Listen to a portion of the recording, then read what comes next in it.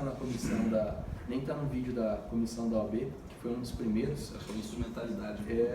Então a gente pegou o Clodomiro, que falou sobre Constituição, e eu acho que na sequência foi você que falou sobre instrumentalidade. Aí os 2, 3, 4 primeiros encontros a gente não gravava ainda, salvo esses, todos os outros estão gravados, né, Ivan? Inclusive a gente tem mostrado para os professores quando faz o convite, né? E aí a oportunidade de deixar registrado seu encontro aqui. Tá? O seu tema hoje é tutelas provisórias, né? Primeiro a gente chegou a conversar sobre apelação, sobre algumas coisas práticas, acabou mudando e ainda assim tem esse viés bastante prático, que é o que a gente tem pedido aqui, né? Que é o que mais nos interessa aqui na parte de advogados. Tá? Deixar bem à vontade, se é bem de casa aí, né? A gente é bem amigo e o sistema aqui é bem informal mesmo. Tá? Depois a gente deixa registrado, disponibiliza para todo mundo. Você dá uma palestra, conversa com o pessoal, depois a gente abre para pergunta aí, tá bom? Fica à vontade, Daniel. Obrigado. Boa tarde a todos. Antes de mais nada, uma grata satisfação voltar aqui a Londrina, pelas mãos do meu querido amigo Bruno. Eu costumo dizer que a Comissão de Processo Civil aqui da OAB de Londrina ela é modelo para o Brasil todo. A gente tem rodado bastante a região ali, de Presidente Prudente, inclusive, né, estado de São Paulo, e também Paraná, e sempre dando aula em ESA, Escola Superior da Advocacia. E é impressionante como a Comissão de Processo Civil de Londrina, ela é vista como um modelo. O pessoal comenta que o pessoal bem atuante em processo civil lá tem uma turma muito bacana, então bacana saber disso, que a Comissão de Processo Civil aqui de Londrina, né, capitaneada aí pelo Bruno e vocês firmes aqui, está sendo usado aí como parâmetro em várias escolas superiores de advocacia. Então, uma satisfação imensa mesmo vir aqui a Londrina para falar sobre o tema tutela provisória. Até um detalhe já curioso, né? Porque antes a gente ia bater um papo sobre apelação e agravo, mas são tantas dúvidas e polêmicas sobre tutela provisória que eu resolvi trazer para cá para compartilhar com vocês. Então, nós vamos fazer um bate-papo mesmo, algo bem dialogado, né? Longe de palestra, não gosto muito desse nome, até porque a gente está aqui entre colegas, eu vim aprender com vocês também, e eu trazer algumas perplexidades aqui, algumas dúvidas, algumas inquietações sobre o tema da tutela provisória. E é um tema que, por essência, é muito prático. Só que, embora seja um tema muito prático, o tempo todo nós vamos pensar em exemplos para o dia a dia, como é que a gente vai resolver alguns problemas, mas eu preciso, até brinquei com o Bruno, eu preciso de alguns minutinhos antes, apenas para a gente se situar, fazer uma brevíssima parte histórica e teórica para que a gente possa discutir bem os problemas com base científica. Então, se me permitem apenas alguns minutos para fazer essa introdução, e vejam só, primeiro que quando a gente fala de tutela provisória, pessoal, a gente está pensando, todo mundo sabe disso, a gente está pensando numa decisão baseada numa cognição sumária. O juiz dá uma decisão com base em poucos elementos, apenas com base no que o autor falou, enfim, com base numa cognição, num conhecimento raso, num conhecimento sumário. Então, tutela provisória nada mais é do que uma tutela baseada em cognição sumária, uma decisão judicial baseada numa cognição rasa. E o Código divide, vocês todos já viram isso, o Código divide a tutela provisória em duas espécies, né? O Bruno, inclusive, costuma fazer bem esses gráficos, eu vejo lá no Facebook, de uma didática impressionante, Bruno. O Código divide a tutela provisória em duas grandes espécies, né? A tutela provisória pode se basear na urgência ou ela pode se basear na evidência. O juiz pode dar uma decisão imediatamente com base em pouco conhecimento, porque há uma situação de risco de dano ou porque há uma situação de extrema probabilidade do direito do autor, chamada pelo Código de evidência. E quando o Código está falando da tutela provisória de urgência, ele faz uma subdivisão. Ele diz que a tutela provisória de urgência pode se basear, pode ter natureza de antecipado ou cautelar. Então nós podemos ter uma decisão imediata, baseada numa cognição rasa, de maneira antecipada, satisfativa, quando se pretende já antecipar aquilo que o autor vai ter na sentença, e portanto se fala que é satisfativa, ou nós podemos ter uma tutela provisória de urgência, uma decisão imediata baseada no risco de dano, quando nós queremos fazer um acautelamento, quando não se busca já usufruir daquilo que se vai ter na sentença, mas se busca apenas assegurar uma situação para que no futuro haja aí a satisfatividade. Há um exemplo que sempre dou isso, e sempre dou esse exemplo, me parece muito eloquente, é o exemplo do professor Fred Dier. O professor Fred fala o seguinte: imaginem que o que esteja em discussão seja uma peça de picanha. Ele falou, há duas coisas que podem acontecer, o tempo pode incidir de duas maneiras diferentes. Uma coisa a pessoa está com fome, está morrendo de fome, não pode esperar o tempo natural e precisa comer um pedaço imediatamente, coloca na frigideira ou come crua mesmo. Isso é tutela antecipada, satisfativo. Uma outra coisa estão brigando pela peça de picanha. Enquanto briga, é perigoso deixá-la fora do freezer, por exemplo, para ela perecer. Para que ela não pereça, você dá uma medida e coloca ela no freezer. Isso é, portanto, uma tutela cautelar. Você assegura para que no futuro você usufrua. Isso mostra bem a diferença entre o que é tutela antecipada, satisfativa, e o que é tutela cautelar. Quando a gente pensa em tutela antecipada, todo mundo sabe disso, a gente pensa, por exemplo, numa decisão que já concede liminarmente um medicamento, uma cirurgia. Agora, quando a gente pensa cautelar, o grande exemplo que vem à mente é um arresto, bloqueio de bens para que no futuro possa cobrar dívida. Vejam, isso é fundamental, são noções absolutamente básicas, mas que faz a gente refletir.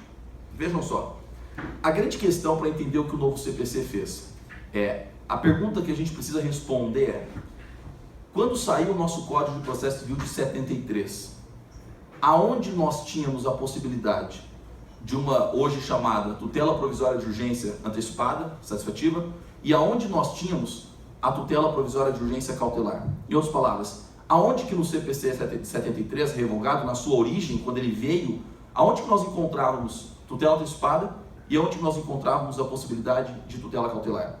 Vejam, tutela antecipada, nós não tínhamos, lembrem do artigo 273, aquele famoso artigo 273 que falava lá que se demonstrar verossimilhança e risco de dano, o juiz pode antecipar a tutela. Ele veio em 94, nós não tínhamos ele na origem. E, portanto, como que fazia se alguém naquela época queria uma tutela antecipada? Entrava com uma ação, não podia esperar o tempo natural do processo, 3, 4, 5 anos, precisava de uma decisão imediata, já satisfativa, que já desse o que ele queria na sentença. Como que se fazia isso?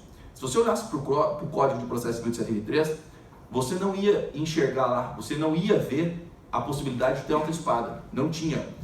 Aonde que nós tínhamos tutela satisfativa? Uma tutela de urgência que já antecipasse o que o autor desejava. Nós tínhamos apenas, então, somente no livro 4, que falava dos procedimentos especiais.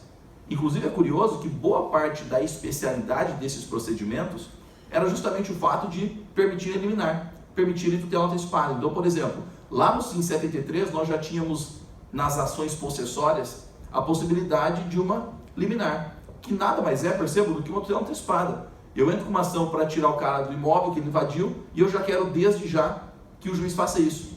Tutela antecipada, é satisfativa. Então é curioso perceber que quando saiu o Código 73, onde que nós tínhamos tutela antecipada? No livro 4, em alguns procedimentos especiais. Detalhe, a especialidade da maioria dos procedimentos que lá estavam era justamente essa, a possibilidade de concessão de tutela antecipada, porque não havia de maneira genérica. Agora, de outra maneira, se a gente queria uma tutela cautelar, se o réu estava dilapidando o patrimônio, a gente precisava de uma tutela de urgência para bloquear os bens dele, para que no futuro pudesse cobrar dívida, aí o Código de Processo Civil de 73 já dava a opção para a gente. Nós sabemos que o livro 3 tratava lá das cautelares. E no livro 3, é curioso, lembrem disso que é fundamental para a gente entender o novo CPC, lembrem que o livro 3 trazia basicamente 14 ações cautelares típicas, arresto, sequestro, arrolamento de bens, etc. Mas ele, sabendo que não era possível prever todas as situações da vida, o legislador já colocou lá no livro 3 o artigo 798, o famoso artigo 798 da época, que falava do poder geral de cautela, ou seja, juiz, independentemente do nome, se houver uma situação de risco de dano, de fumaça do bom direito, conceda a medida cautelar de maneira atípica, de maneira inominada, o que a gente chamava depois, a gente começou a chamar de cautelares inominadas, cautelares atípicas. Veja um cenário para entender o que o novo CPC fez. Quando saiu o Código de 73, tutela antecipada, livro 4, procedimentos especiais. Tutela cautelar, livro 3, de maneira mais aberta, seja cautelares típicas ou uma cautelar atípica, uma cautelar de maneira geral, poder geral de cautela. Mas a pergunta que fica mas imaginem, década de 80, por exemplo, antes da mudança em 94 que nós vamos chegar, década de 80, o sujeito entrava com uma ação querendo um medicamento contra o Estado, mas ele não podia esperar o tempo do processo, 3, 4 anos, ele precisava de medicamento agora, imediatamente. A pergunta o que ele fazia? Como que ele conseguia uma tutela de urgência imediata para que o juiz desse para ele desde logo o medicamento? De que maneira ele fazia isso? Vejam, é fácil perceber que isso é uma tutela antecipada, correto? Pedir medicamento imediatamente é a mesma coisa que você quer na sentença. Inclusive um exercício que a gente sempre faz para saber se a tutela antecipada e cautelar é um exemplo, é uma divergência antiga isso. Quando o que a gente deseja agora, imediatamente, é a mesma coisa que a gente deseja no final, isso é uma tutela antecipada. Se o que a gente deseja agora é diferente do que a gente deseja na sentença, isso é cautelar. Então, quando eu peço, por exemplo, o arresto dos bens, o bloqueio de bens, não é o bloqueio de bens que eu quero na sentença. Na sentença eu quero cobrar dívida. Se eu precisava, por exemplo, ouvir uma testemunha imediatamente, porque ela estava morrendo, a decisão imediata que eu preciso agora é ouvir a testemunha. Já na sentença, o que eu preciso não é ouvir a testemunha, é cobrar uma dívida. Então vejam, esse é um exemplo muito bom. Eu precisava de medicamento, mas eu precisava agora. O que eu queria na sentença, eu queria antecipadamente. Isso é uma tutela antecipada. Mas a pergunta é, década de 70, década de 80, de que maneira, processualmente falando, que você conseguia isso? Não existia o artigo 273, que falava, né, em qualquer caso, havendo verossimilhança e tal, como que se fazia isso? Você olhava para o código e o código não dava resposta. O código não trazia essa possibilidade. Até uma crítica que se faz, né? Inclusive, de um autor que é muito caro a vocês aqui no Paraná, o professor Luiz Guilherme Marinoni, que fazia essa crítica, falava, olha, é curioso que quando saiu o código, se o que você queria era uma reintegração de posse, por exemplo, se você era fazendeiro e queria desde logo que o cara saísse do seu imóvel, que ele invadiu, o ordenamento dava para você a possibilidade de uma liminar. Agora, se o que você queria, por exemplo, era um medicamento, a resposta que o código dava é espera a sentença, que é o momento da tutela definitiva. Vejam, é claro que a vida ela não espera o direito, né? Então, o que os advogados começaram a fazer nesse momento? O que os advogados começaram a fazer nesse momento? A pretexto de resolver o problema, a pretexto de conseguir o bem da vida, o medicamento, os advogados começaram durante um tempo a chamar de cautelar algo que não era cautelar. Então vinha lá, fulano vem ajuizar ação cautelar para pedir medicamento. Pô, mas ação cautelar, você olhava para o livro 3 do CPC e você não via essa ação cautelar de medicamento, você via arresto, sequestro, arrolamento de bens, mas essa não tinha. Não tinha problema. O advogado falava, com base no 798, isso é um poder geral de cautela, não tem que estar típico, de maneira atípica, eu quero que você dê essa cautelar para mim. Vejam, não é que o juiz era enganado, o juiz, sabendo da insuficiência do ordenamento, ele concedia o medicamento a título de cautelar e dava o medicamento. Resumo, para o cara, para o cidadão, para o jurisdicionado, perfeito, o cara recebeu o medicamento. Agora, processualmente falando, isso era problemático. Eu dou um exemplo para vocês que demonstra o quão problemático é isso. Um exemplo, vejam, imagina então uma ação chamada, rotulada de cautelar. Ação cautelar de medicamentos contra a Fazenda Pública Estadual, por exemplo. O juiz concedia a título de cautelar, usava como fundamento o 798. Poder geral de cautela, isso é uma cautelar atípica. Pessoal, concedida a medida cautelar, entre aspas, dando medicamento para o cara, nós sabemos que havia uma regra geral das cautelares que dizia o seguinte, concedida a cautelar, 30 dias para você propor ação principal, correto? Todo mundo lembra dessa regra? A pergunta que se fazia é, concedeu a cautelar, entre aspas, qual era a ação principal que o cara tinha que entrar agora? Aí vinha o ordenamento falar, olha, o juiz deu a cautelar para você, deu uma liminar, 30 dias para você entrar com a ação principal. A pergunta é, qual era a ação principal? Qual a ação principal que o autor tinha que entrar? A resposta é, não tinha. Não tinha porque justamente aquilo não era cautelar. Na essência, aquilo era satisfativo. Era tutela antecipada. Não tinha ação principal. Perceba que o mesmo pedido que ele gostaria de ter lá no final atendido é o que ele já tinha agora atendido imediatamente. Então isso não era tutela cautelar, isso sempre foi tutela antecipada. Só que diante da insuficiência do ordenamento, os advogados passaram a rotular isso de cautelar e os juízes começaram a conceder isso de cautelar sabendo que o ordenamento era omisso. Vejam, isso deu um problema muito grande na prática. Um problema muito grande. Basta pensar o seguinte, pense nesse exemplo que é mais emblemático ainda.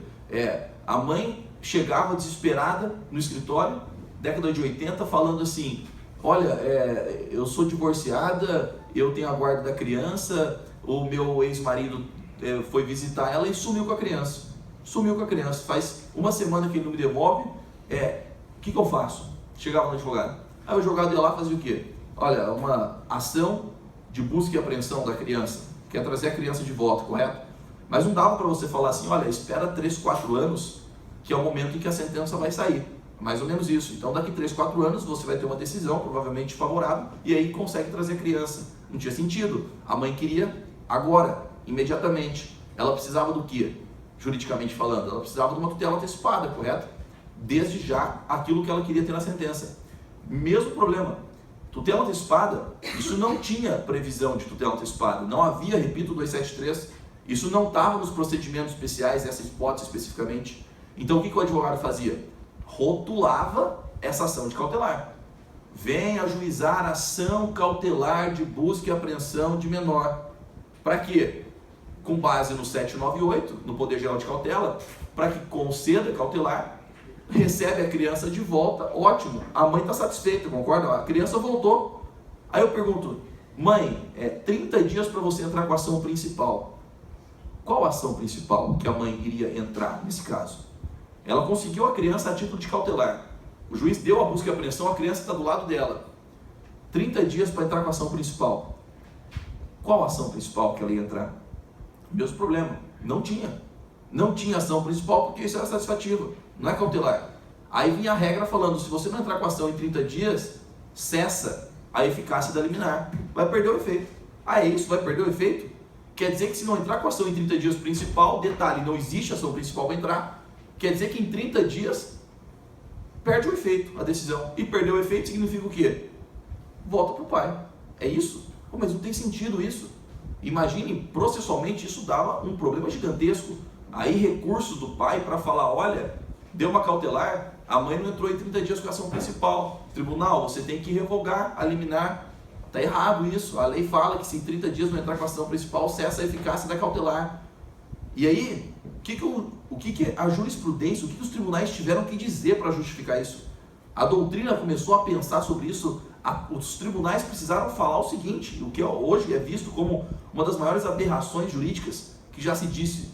Os tribunais precisaram falar, com apoio na doutrina, que nesse caso não precisava entrar com uma ação principal, porque era uma hipótese de cautelar satisfativa.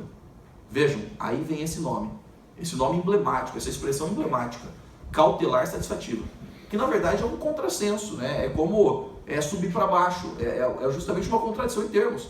Ou você está cautelando ou você já está satisfazendo, não dá para ser cautelar satisfativa. Mas era a forma como a doutrina e a jurisprudência conseguiram sair dessa, para falar, olha, ô mãe, você não precisa entrar com a principal, é um caso excepcional de cautelar satisfativa. Não é cautelar, na verdade é que é uma tutela antecipada, é satisfativa. Só que o ordenamento não dava a possibilidade dela fazer isso e ela tinha que se valer do Poder Geral de Cautela. Vendo tudo isso, olha, veja como a gente consegue agora evoluir do ponto de vista histórico. Vendo tudo isso, o que o legislador resolveu fazer? O legislador vem em 1994 e traz o famoso artigo 273, em que fala assim, havendo prova inequívoca que leve à verossimilhança, o juiz pode antecipar a tutela.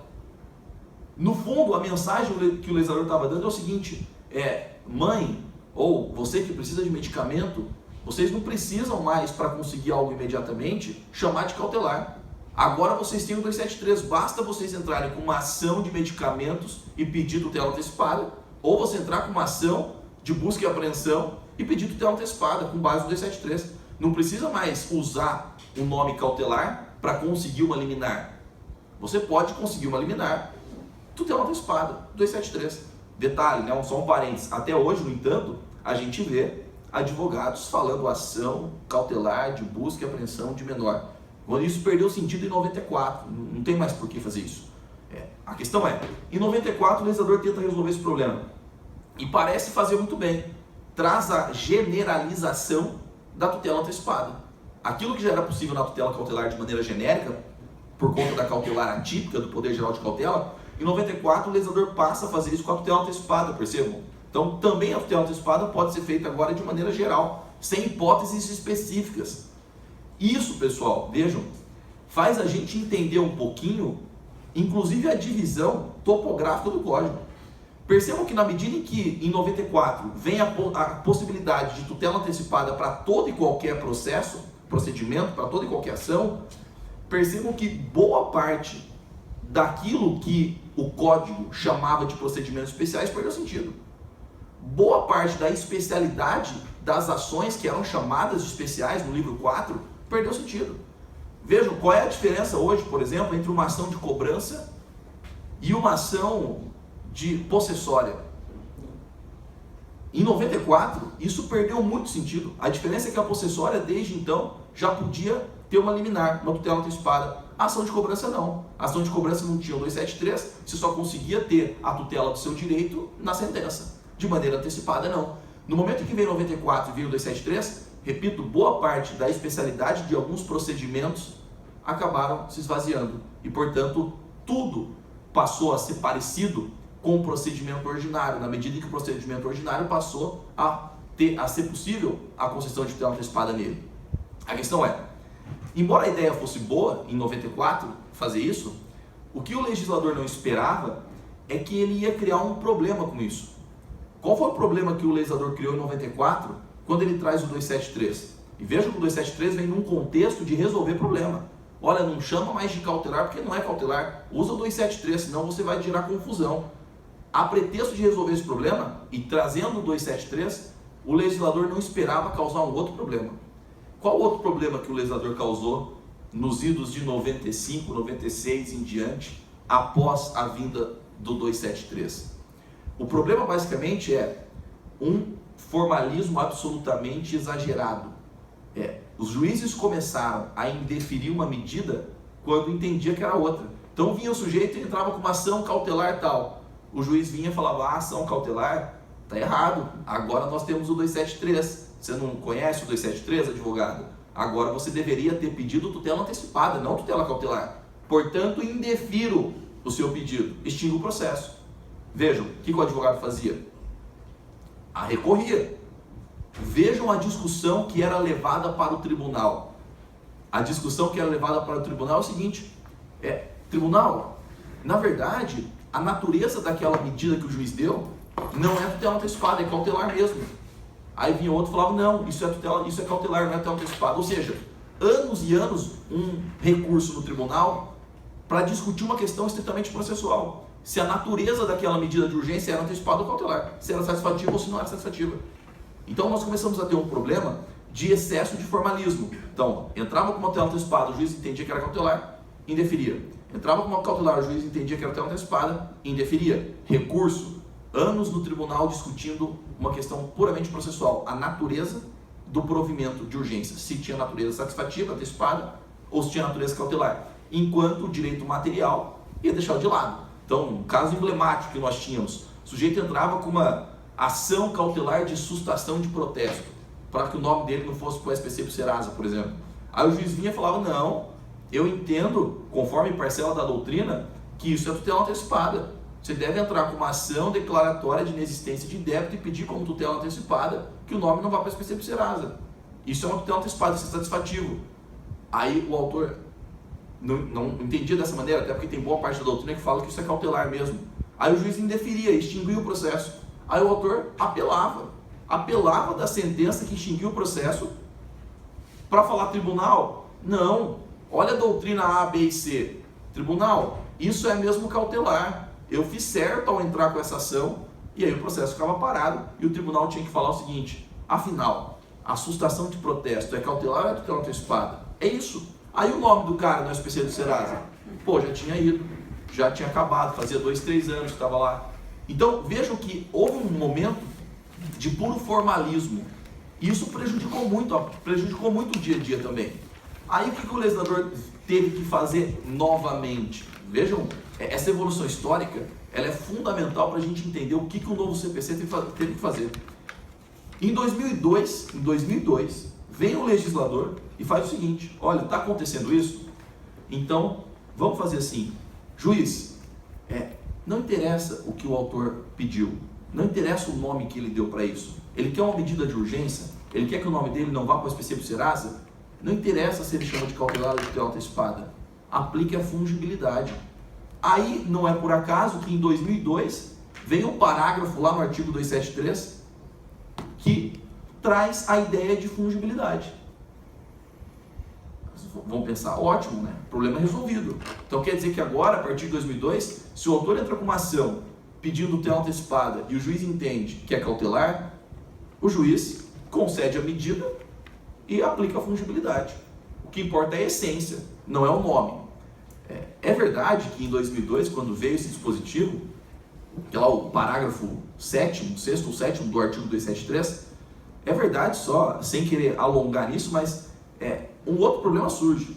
Surge o problema de saber se essa fungibilidade é de mão única ou de mão dupla. Porque o código falava assim, se o autor, a título de antecipação de tutela, pedir um provimento cautelar, o juiz deve aplicar a fungibilidade. Aí vem a doutrina e fala assim, mas e se o autor, a título de cautelar, pedir uma tutela antecipada? Também se aplica a fungibilidade ou não? Porque o que o código pensou o autor chama de tutela antecipada, mas o que ele deseja no fundo é cautelar. Aplica a fungibilidade. Parte da doutrina levantou o seguinte questionamento. Mas e se o autor chama de cautelar, vem ajuizar a ação cautelar tal, mas no fundo o que ele quer é satisfativo, é tutela antecipada. O juiz também pode aplicar a fungibilidade ou não? Começou a surgir essa discussão. Corrente da fungibilidade de mão única, corrente da fungibilidade de mão dupla. A verdade é que chegou um determinado momento que a doutrina e o STJ tiveram que, de certa maneira, pacificar isso. Acabou prevalecendo a tese da fungibilidade de mão dupla, convenhamos, faz muito mais sentido. Não queremos essa discussão. Não interessa, o cara quer uma medida de urgência, ele conseguiu demonstrar a probabilidade e o risco de dano, pronto, conceda a medida. Dê o medicamento, impeça que o nome dele vá para o SPC, para o Serasa, juiz, dê o nome que você quiser a isso. O jurisdicionado não quer saber se isso é cautelar, se é tutela antecipada, ele só quer o bem da vida, ele quer que você não deixe o nome dele para o SPC. Então, num determinado momento, 2005, 2006, depois dessa mudança, chegou a ter uma certa pacificação para falar, olha, fungibilidade de mão dupla, vamos deixar de lado o formalismo, se pedir cautelar e quiser tutela antecipada, aplica, se pedir tutela antecipada e quiser cautelar, estando presentes os requisitos, aplica a fungibilidade. Vejam, tudo caminhava, percebam desse ponto de vista histórico, tudo caminhava num sentido de que deveríamos unificar os regimes da tutela antecipada e cautelar. Dá para perceber isso? Tudo caminhava nesse sentido. Uma pergunta que eu faço só para a gente pensar, um tanto quanto retórica, afinal, tem relevância, tem sentido a gente diferenciar, essa é uma tutela de urgência antecipada, essa é uma tutela de urgência cautelar. Hoje nós já sabemos, que todos conhecem o novo CPC, nós já sabemos que tem. Mas a pergunta esqueça o novo CPC, daria para o código unificar totalmente o regime das tutelas de urgência para nem usar os nomes antecipado e cautelar, nem usar. Imagine que o código falasse assim, título da tutela provisória de urgência. Pronto. Você quer uma tutela provisória de urgência? Risco de dano, verossimilhança, probabilidade? O juiz concede. Não precisando diferenciar a tutela antecipada, tutela cautelar. Essa é uma pergunta para a gente refletir. Daria para unificar totalmente os regimes das tutelas provisórias de urgência, não falar antecipada e cautelar mais, não diferenciar mais uma da outra, e simplesmente falar tutela de urgência, ponto? O que eu quero? Eu quero uma tutela de urgência. Não interessa se você quer o bloqueio dos bens do réu, um arresto, ou se você quer um medicamento, eu quero uma tutela de urgência. Vejam, o cenário era para isso. Quando a gente vê a fungibilidade, cada vez mais o código evoluindo, a gente percebe a fungibilidade de mão dupla que foi cristalizando essa tese. Tudo caminhava no sentido para que o novo CPC viesse, inclusive a ponto de falar, olha, não tem mais por que diferenciar antecipado e cautelar. É uma discussão. Claro. É antecipado, ela é cautelar. Uma coisa chama a outra. Ela é antecipada, por isso que ela é cautelar. Pois é, em sentido bem amplo, em sentido amplíssimo, bem lato mesmo, a gente pode até dizer que a tutela antecipada, ela tem um tanto de cautelaridade, no sentido de proteger, sem dúvida. Mas vejam, há um sentido, me parece que amplo, lato de cautelar, no sentido de qualquer tipo de proteção, e há um sentido estrito. Quando a gente fala tutela antecipada de um lado, tutela cautelar de outro lado, é como se a gente estivesse falando tutela antecipada de um lado e tutela cautelar estrito senso de outro lado. Ou seja, é especificamente aquela que apenas assegura, que não satisfaz. Mas eu concordo, tutela antecipada é um exemplo de cautela no sentido de proteção. Mas vejam, era possível fazer isso. Parece possível, parece que seria bom. A gente pensa assim, seria bom se o legislador não fizesse a diferença entre antecipada e cautelar e simplesmente falasse tutela provisória de urgência. Parece algo bom. E num determinado momento da tramitação do projeto se pensou nisso, de falar simplesmente tutela provisória de urgência. Mas houve um determinado momento da tramitação na Câmara em que se retomou a diferenciação entre uma coisa e outra. A questão é, e aqui a gente começa mais incisivamente a pensar no novo CPC, se a gente lê o artigo 300 do novo CPC, todos aqui certamente já leram, é um dos dispositivos mais importantes do Código. Se a gente lê o artigo 300, é o artigo que traz os pressupostos para a concessão da tutela de urgência, antigo 273, a gente vai falar, perfeito, legislador. O artigo 300 fala assim, o juiz poderá conceder a tutela provisória de urgência se ficar demonstrado a probabilidade do direito do autor e o risco de dano. Vejam, vamos entender esse dispositivo. O juiz poderá conceder tutela provisória de urgência, não falou antecipada nem cautelar. Tutela provisória de urgência, se houver probabilidade e risco de dano. Faz sentido esse dispositivo para vocês? Faz sentido? Diferenciou antecipada e cautelar? Não. Quando fala tutela provisória de urgência, subentende-se antecipada ou cautelar, que são as duas espécies de tutelas provisórias baseadas na urgência, correto? Aí você fala, perfeito, era isso que a gente precisava. Isso é o ápice da evolução da unificação.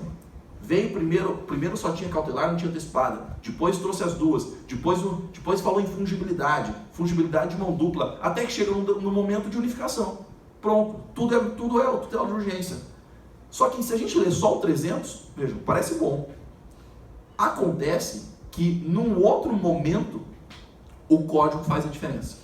Então, lendo, repito, só o 300, vocês vão pensar, o legislador unificou os regimes das tutelas provisórias de urgência. Só que se a gente ler um pouco mais à frente, nós vamos perceber que não. O máximo que o legislador fez, ele unificou alguns pressupostos para concessão da tutela de urgência. Só isso. Isso foi bom até. Porque vejam, no passado, só um parênteses, no passado se falava assim, era uma questão retórica, puramente retórica. Falava assim, para conceder tutela antecipada, tem que ter prova inequívoca que leve à verossimilhança e risco de dano. Já para conceder cautelar, bastam fumus boni iuris e periculo in mora. Estão lembrados? A doutrina falava, é mais difícil conceder tutela antecipada do que cautelar. Cautelar é um mero fumus boni iuris, um mero periculo in mora. Mas a pergunta que tem que fazer é, diferenciem para mim probabilidade, verossimilhança de fumus boni iuris. Diferenciem risco de dano de periculo in mora. Não dava. A não ser que a gente pensasse numa questão, uma questão matemática de grau de convencimento, não dá. Percebam? No fundo é a mesma coisa. No fundo o que se quer falar é, olha, o mínimo de probabilidade, de plausibilidade. De outro lado, tem que ter uma urgência. É isso. Então, me parece, embora haja quem discuta isso com muita perspicácia, mas me parece que nesse momento especificamente nós até poderíamos elogiar o código. Olha, realmente, fumus boni iuris, probabilidade, risco de dano, periculo in mora, no fundo era a mesma coisa. No fundo, o que se queria era, tem um mínimo de probabilidade, tem urgência, conceda a medida de urgência, independente se é antecipado ou cautelar. É claro que o tipo de urgência é diferente. E pense naquele exemplo da picanha lá, numa urgência o cara precisa comer agora, senão ele morre. Na outra eu preciso colocar a picanha no freezer, senão ela vai perecer. O tipo de urgência é diferente, isso é. Mas no fundo a questão de grau de convencimento é difícil a gente medir, já era difícil mesmo. Então, parece que o legislador fez muito bem no artigo 300 ao unificar os pressupostos para a concessão da tutela de urgência. Só que, primeiro que ele não unificou tudo. Pensem, por exemplo, requerimento. E aqui já começo a levantar algumas questões mais problemáticas para a gente ir pensando. Tá? Primeira questão que eu coloco, requerimento. É necessário o requerimento para fins de concessão de tutela provisória de urgência? No CPC de 73, artigo 273, a lei falava: o juiz poderá, vírgula, a requerimento da parte, vírgula, conceder total ou parcialmente os efeitos da tutela quanto tal. Lei 1300 não tem requerimento. Não tem requerimento. A pergunta é, afinal, é requisito para concessão de tutela de urgência requerimento ou o juiz pode conceder de ofício? E perceba que quando eu pergunto isso, a pergunta que está por trás disso é o mesmo regime para tutela antecipada e para cautelar? Talvez a gente consiga responder muito facilmente o seguinte: não, para tutela antecipada a parte tem que pedir, correto? O juiz não pode, via de regra, conceder de ofício, a não ser em situações excepcionais em que a jurisprudência acaba permitindo alimentos e tal, mas, via de regra, a tutela antecipada tem que ser requerida pela parte, correto? E a tutela cautelar? Unificou tudo mesmo? Será que precisa de requerimento para tutela cautelar? Me parece que aqui o legislador não quis entrar numa bola dividida. Como se dizia que a requerimento era necessário para a tutela antecipada, mas para cautelar, alguns autores falavam pelo poder geral de cautela, não precisa de requerimento. O juiz poderia de ofício conceder uma cautelar. Talvez, para não entrar nessa dividida, o legislador, então, a pretexto de tentar unificar os regimes, ele tirou de fora o requerimento. Porque se ele coloca um requerimento, é como se ele estivesse dando importância apenas para a tutela antecipada. E aí ia gerar discussão: não, mas você não unificou, porque na cautelar não pode, ou na cautelar pode de ofício. Então, vejam que o problema começa aqui.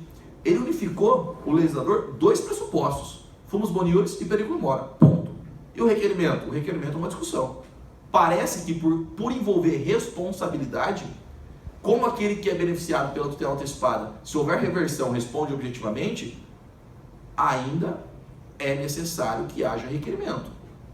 Agora, essa regra se aplica para cautelar?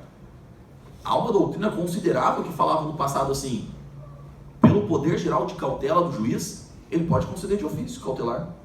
Mas e agora? Pode conceder ou não de ofício? Unificou mesmo? Porque a tutela antecipada sempre exige um requerimento, e a cautelar então exige requerimento também?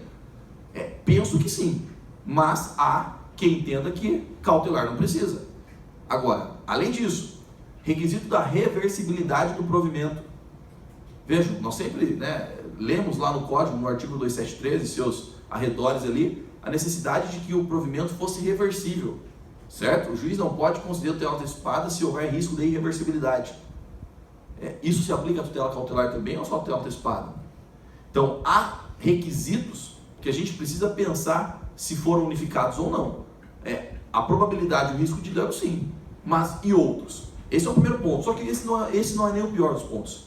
O grande ponto que eu quero chamar a atenção aqui, que a gente vai levantar mais algumas questões, num determinado momento, independentemente da discussão dos requisitos, mesmo que você entenda que todos os requisitos foram unificados, não só o fumus boniuris e periculum mora, como o requerimento, a reversibilidade, ainda que você entenda isso, há um determinado momento no Código em que, definitivamente, de uma vez por todas, sem dúvida, o legislador diferencia tutela antecipada e cautelar. Ele fala: se o que você está pedindo é uma tutela antecipada, o caminho é um, a estrada que você vai percorrer é uma. Se o que você vai pedir é uma tutela cautelar, o caminho que você vai percorrer, a estrada que você vai percorrer é outra. É aqui que a gente entra no tormentoso tema da estabilização. Se o que você pediu é tutela antecipada numa situação específica e não houve recurso, estabiliza. Só que se você por acaso tiver pedido nessa situação específica uma cautelar, mesmo que o réu não recorra, não há de se falar em estabilização. E aqui nós precisamos entender com mais calma isso. Vejam, essa talvez uma das três principais mudanças do Código de Processo Civil.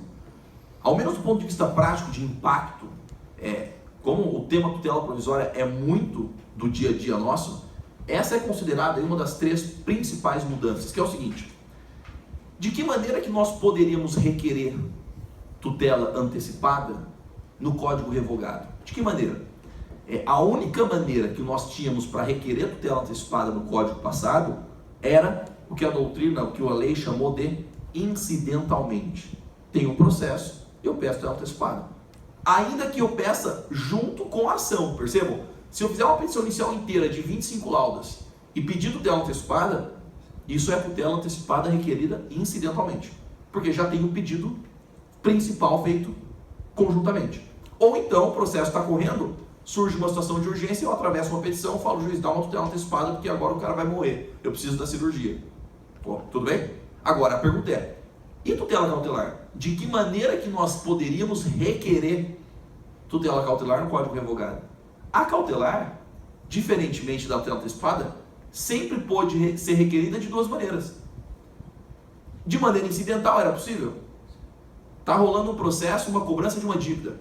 Tá rolando. De repente fica sabendo que o réu está dilapidando o patrimônio. Eu posso conceder uma medida cautelar de arresto, por exemplo? O juiz pode bloquear os bens naquele processo ou eu preciso entrar com uma ação de arresto? É possível a concessão de uma cautelar, exemplo, arresto, incidentalmente, correto? Agora, existia uma hipótese que era o seguinte: a dívida não venceu, eu não posso cobrar, eu não posso entrar com uma ação de cobrança, mas o cara está dilapidando o patrimônio. Eu entro com uma ação cautelar preparatória. Estão lembrados? Concede a cautelar, 30 dias, ação principal, não é isso? Vejam, a cautelar sempre foi possível requerê-la de maneira antecedente, aquilo que a gente conhece como preparatória, ou de maneira incidental. E a tutela antecipada? Apenas de maneira incidental. Entendam, quando eu falo apenas de maneira incidental, não é incidental no meio do processo. É ainda que seja na petição inicial, junto com o pedido, mas isso é incidental, eu não estou requerendo ela de maneira preparatória. Mas veja que isso dava um problema. Existia no ordenamento um vácuo, tinha um vazio aqui, que a lei não resolvia. O vazio era o seguinte: esse espaço tinha que ser preenchido. Ó. Vejam, imaginem que você é promotor de justiça, está lá no seu gabinete, e aí, perto do meio-dia, quase saindo para o almoço, chega a notícia para você, inclusive com um vídeo, filmar um vídeo lá gravado, falando o seguinte: olha, aquela empresa X, às 14 horas de hoje, o diretor é gravado falando isso, às 14 horas, ela vai despejar aqui no lago uma substância radioativa que vai acabar com tudo e vai comprometer inclusive a vida da população ao redor. Uma substância altamente radioativa. Você fica sabendo como promotor que às 14 horas vai acontecer isso, um despejo de um lixo radioativo. É meio-dia. Pergunto, processualmente, o que dá para fazer? Você é promotor, claro, não dá, pensando que não deu para resolver administrativamente, não deu para ligar, enfim. Processualmente, o que você pode fazer? Vejam, talvez a primeira coisa que a gente pensa é o seguinte: entrar com uma ação civil pública e pedir uma liminar, não é isso? Ou não? Essa é a solução? Processualmente falando, dá para pensar numa ação civil pública e pedir uma liminar para não fazer isso, não é? Só que, vejam, o exemplo ele é proposital para falar, você vai estar fazendo ainda o preâmbulo lá, o cabeçalho, você vai estar estudando a competência da ação civil pública e vai ter acontecido dano, sem dúvida. Não dá tempo de você fazer uma ação civil pública. Você vai fazer 30 laudas, tem vários requisitos para serem cumpridos, momento de juntar documento, várias formalidades. Não dá tempo de fazer a petição inicial para pedir tutela antecipada. Você precisa de uma medida agora. Qual é o mecanismo que o CPC de 73 oferecia para o promotor nesse caso? Pensem aí, processualmente. Que mecanismo poderia ser usado? Tendo em vista que não é possível fazer uma ação civil pública. Não dá tempo. Não dá tempo, simplesmente isso. Se tivesse tempo, se tivesse uma semana, tudo bem, faz uma ação civil pública, pede uma liminar, o juiz dá uma liminar falando, não faça isso sob pena de multa diária, sob pena de multa tanto, correto? Mas não dá tempo. Na ausência de mecanismo adequado e não havendo tempo, o que os promotores faziam diante de uma situação dessa? Perfeito. O Ministério Público veio ajuizar uma ação cautelar inominada com base no 798, Poder Geral de Cautela, cautelar atípica, correto? Aí, pensando no exemplo, de maneira geral, eu estou querendo acautelar alguma coisa, correto? Precaução. Tudo bem. Entrava com uma ação cautelar inominada, 798. O juiz, vendo que estava presente os requisitos, concedida a cautelar. Cautelar concedida para falar o seguinte: empresa, não faça isso, correto? Sob pena de multa, por exemplo. Tá, mas aí concedida a cautelar, se isso é uma cautelar, vem a regra, 30 dias para você entrar com a ação principal. Aí vinha mais uma vez a discussão: que ação principal? Ação civil pública. Peraí, mas esse pedido que você fez é satisfativo. Não é isso que você quer? Tem um pedido principal? Claro, pensando obviamente que não tem pedido condenatório, que eventualmente é possível acumular. Mas qual é o pedido principal? Esse é um pedido acessório e tem um pedido principal, é isso? Não. Isso é satisfativo. O que eu quero é isso. No fundo, isso não é cautelar. Não nessa acepção restrita. Né? É cautelar no sentido mais amplo possível de proteção. Mas, no que tange a diferença entre tutela antecipada e cautelar, dá para perceber que isso é tutela antecipada? Dá para perceber isso? É a mesma coisa, eu entro com uma ação civil pública e peço uma tutela antecipada para desde logo o juiz dar uma ordem para a empresa não jogar. Não é isso? Tutela antecipada. No fundo, isso sempre foi satisfativo. E, portanto, isso sempre foi tutela antecipada. Não é cautelar. Só que não tinha mecanismo para isso. Então, o que o código fez? Para, por exemplo, resolver esse problema. Falou, olha, autor, promotor, você não precisa mais rotular a sua ação de cautelar. Não precisa mais usar a cautelar inominada. Faz o seguinte, faz um pedidozinho resumido, igual você faria uma cautelar preparatória de 2 laudas, faz uma tutela antecipada preparatória. Pede só a tutela antecipada, não muda nada. A essência é a mesma. Você vai pedir uma ordem para não fazer aquilo. Só que isso não é cautelar. Não precisa chamar de cautelar nominada. Olha, eu vou te dar um instrumento para isso. Qual é o instrumento? Tutela antecipada preparatória. Que é o que o código chamou de tutela provisória de urgência antecipada requerida em caráter antecedente. Tutela antecipada antecedente. É isso. Percebam? É isso. Então veio preencher esse vazio. Diante de situação de extrema urgência, e vejam, tudo faz sentido porque isso não é sempre que acontece. A lei fala no artigo 303, quando que o autor vai se valer desse mecanismo? Em casos de extrema urgência. A expressão do código é, quando a urgência for contemporânea à propositura da ação. Essa é a expressão do código. E a doutrina interpreta isso como urgência extrema. Você não tem tempo de fazer uma petição inicial completa? Faz 2 laudas. Num exemplo para ficar bem didático, pensa que a gente vai pedir uma cirurgia para alguém que está precisando. Vamos pensar, a gente faz uma petição, por exemplo, de 20 laudas, uma petição inicial de 20 laudas, em 3 laudas a gente abre o tópico da tutela antecipada, correto? O que o código fez pega essas 3 laudas da tutela antecipada e desloca ela e joga para uma petiçãozinha separada. Só isso. Você vai propor 3 laudas e, portanto, pode dar tempo, o juiz concede, você vai ser instigado a retornar para trazer essas outras 20 laudas que estavam faltando. Não é que você vai fazer um pedido principal, porque não tem pedido principal, o pedido é esse. Mas você vai aditar a petição. Você vai complementar. Você não vai entrar com uma ação principal. Vejam que a própria palavra principal está errada aqui. Então percebam, o que o legislador fez para entender antes de qualquer coisa, pessoal, o que é tutela antecipada antecedente. Se a gente não entender o que é tutela antecipada antecedente, nós jamais vamos entender o que é a estabilização da tutela antecipada antecedente. Então, tutela antecipada antecedente é isso. É um pedido de tutela antecipada feito imediatamente antes mesmo do pedido, digamos, definitivo, que o principal leva a um equívoco. Então, 2 laudinhas, né? Costumo brincar, chamar isso de petiçãozinha inicial, é uma petição inicial. É ação isso, é ação. Tem valor da causa, tem custas, é ação.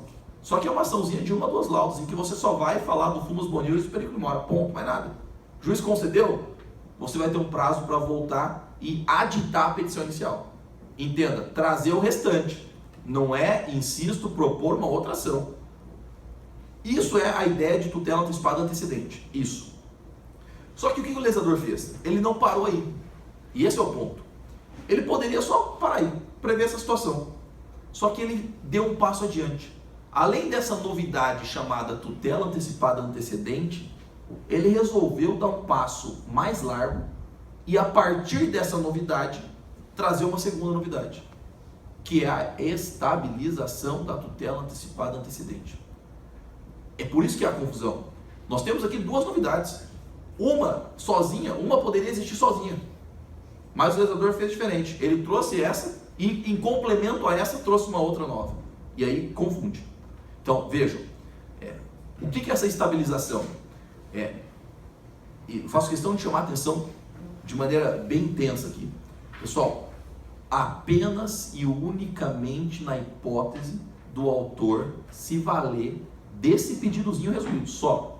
Se o autor se vale de uma tutela antecipada antecedente, esse promotor que faz uma petiçãozinha de 2 laudas, só nessa hipótese, outras não.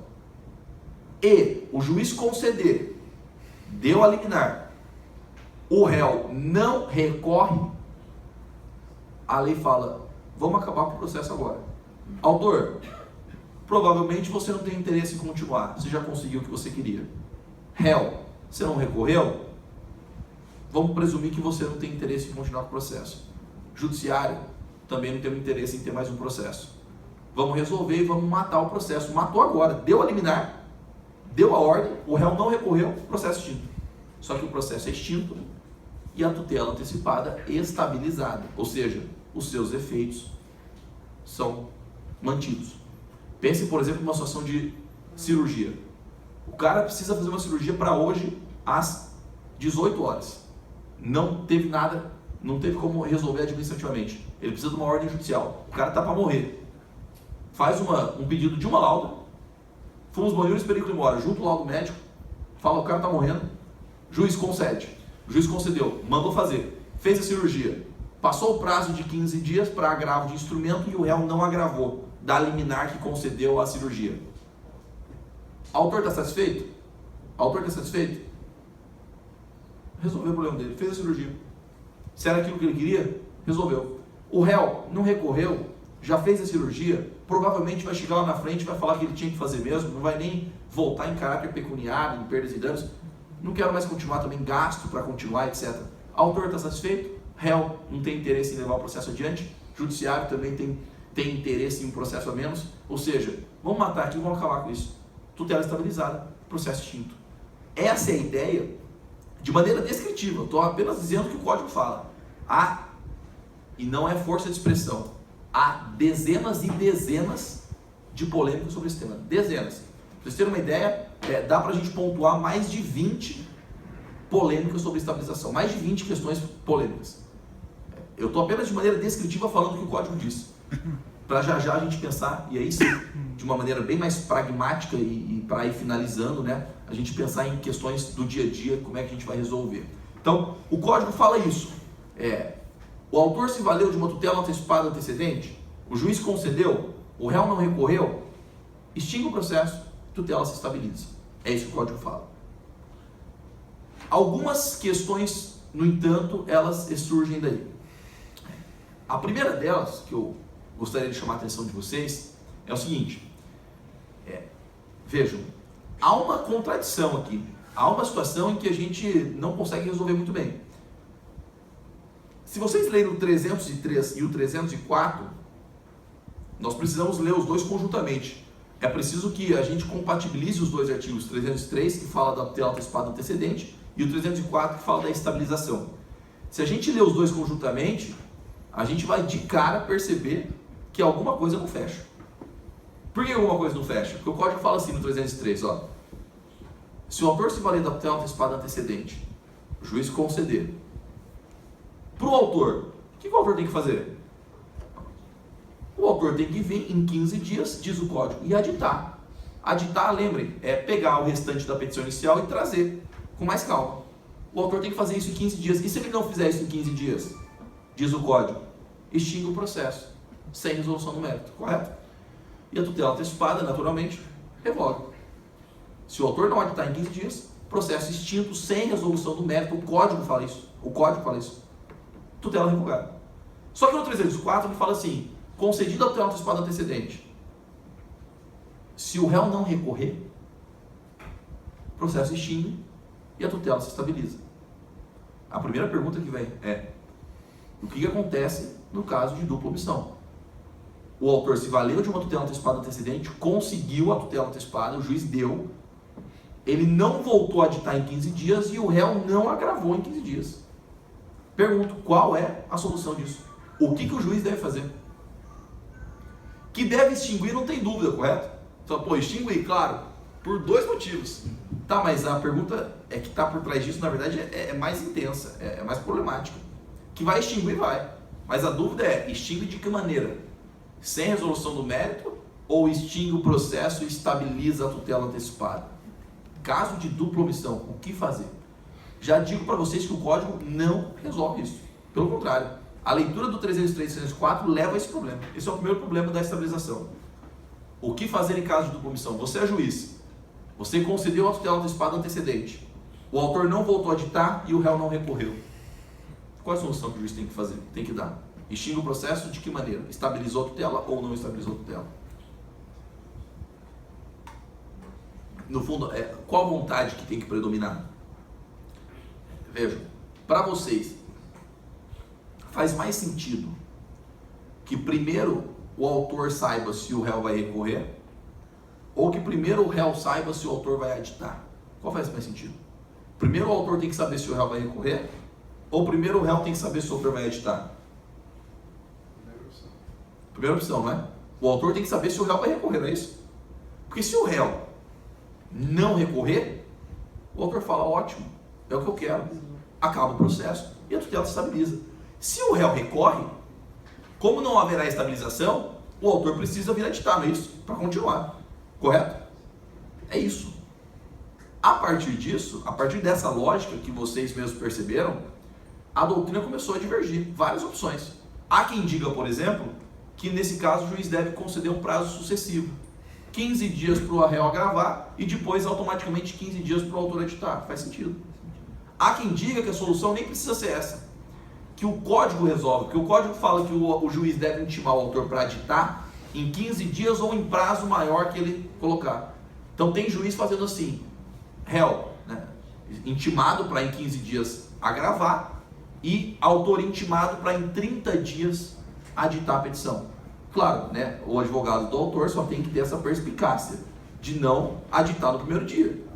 Ou seja, espera passar os 15 dias, verifica se o réu agravou e aí você tem mais 15 dias, caso ele tenha agravado, para aditar a petição inicial. Que faz sentido também. Até porque a cautelar é 30, né?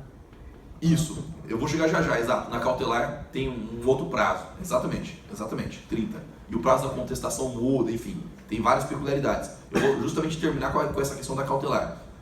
Mas já veja bem, a estabilização, ela é apenas, né, e tão somente, da tutela antecipada. É nesse momento que eu estava dizendo para vocês, é aqui que eu estava dizendo para vocês, que o legislador vem e fala assim, olha, se o que você está pedindo é uma tutela antecipada, está sujeito a estabilização se não houver recurso. Se o que você está pedindo é uma tutela cautelar, não há que se falar em estabilização. Já nós vamos concluir dessa maneira. Vejam, essa é a primeira polêmica. O que fazer em caso de dupla omissão? Já há posicionamento para vários sentidos. Mas esses parecem bem coerentes. Ou dá prazo sucessivo, ou então o juiz fixa um prazo maior para o autor editar. E aí o autor vai saber se o réu recorreu ou não. A outra questão imediata mas é só mesmo se o réu recorrer? E se ele não quiser recorrer, mas ele quiser continuar o processo? O réu tem interesse em ter uma cognição exauriente. O réu tem interesse em que chegue a uma sentença de mérito. Mas ele não quer recorrer. E há um exemplo emblemático aqui, que muitos devem conhecer, e advogados amigos, advogados de banco amigos retratam, que é o seguinte: imagine uma ação, imagine pedido de tutela antecipada antecedente contra um banco, com o seguinte objetivo: juiz, dê uma ordem para que o nome não vá para o SPC para o Serasa. Tudo bem? O juiz dá a ordem, deu a liminar. Imagine que o autor tenha se valido dessa tutela antecipada antecedente. Veja uma mensagem para o banco. Banco, você tem que recorrer se você não quiser que o processo extinga. Não é isso? Essa é a mensagem. Se o banco não recorrer, o juiz vai falar: extinga o processo, tutela antecipada estabilizada. Mas o banco pensa assim, os advogados do banco pensam assim, eles falam, não, eu não tenho interesse em agravar para saber se o nome do cara tem que ir para o SPC para o Serasa. Isso para mim pouco importa. Mas eu quero discutir se a dívida existe. Eu quero a discussão sobre a existência ou não da dívida.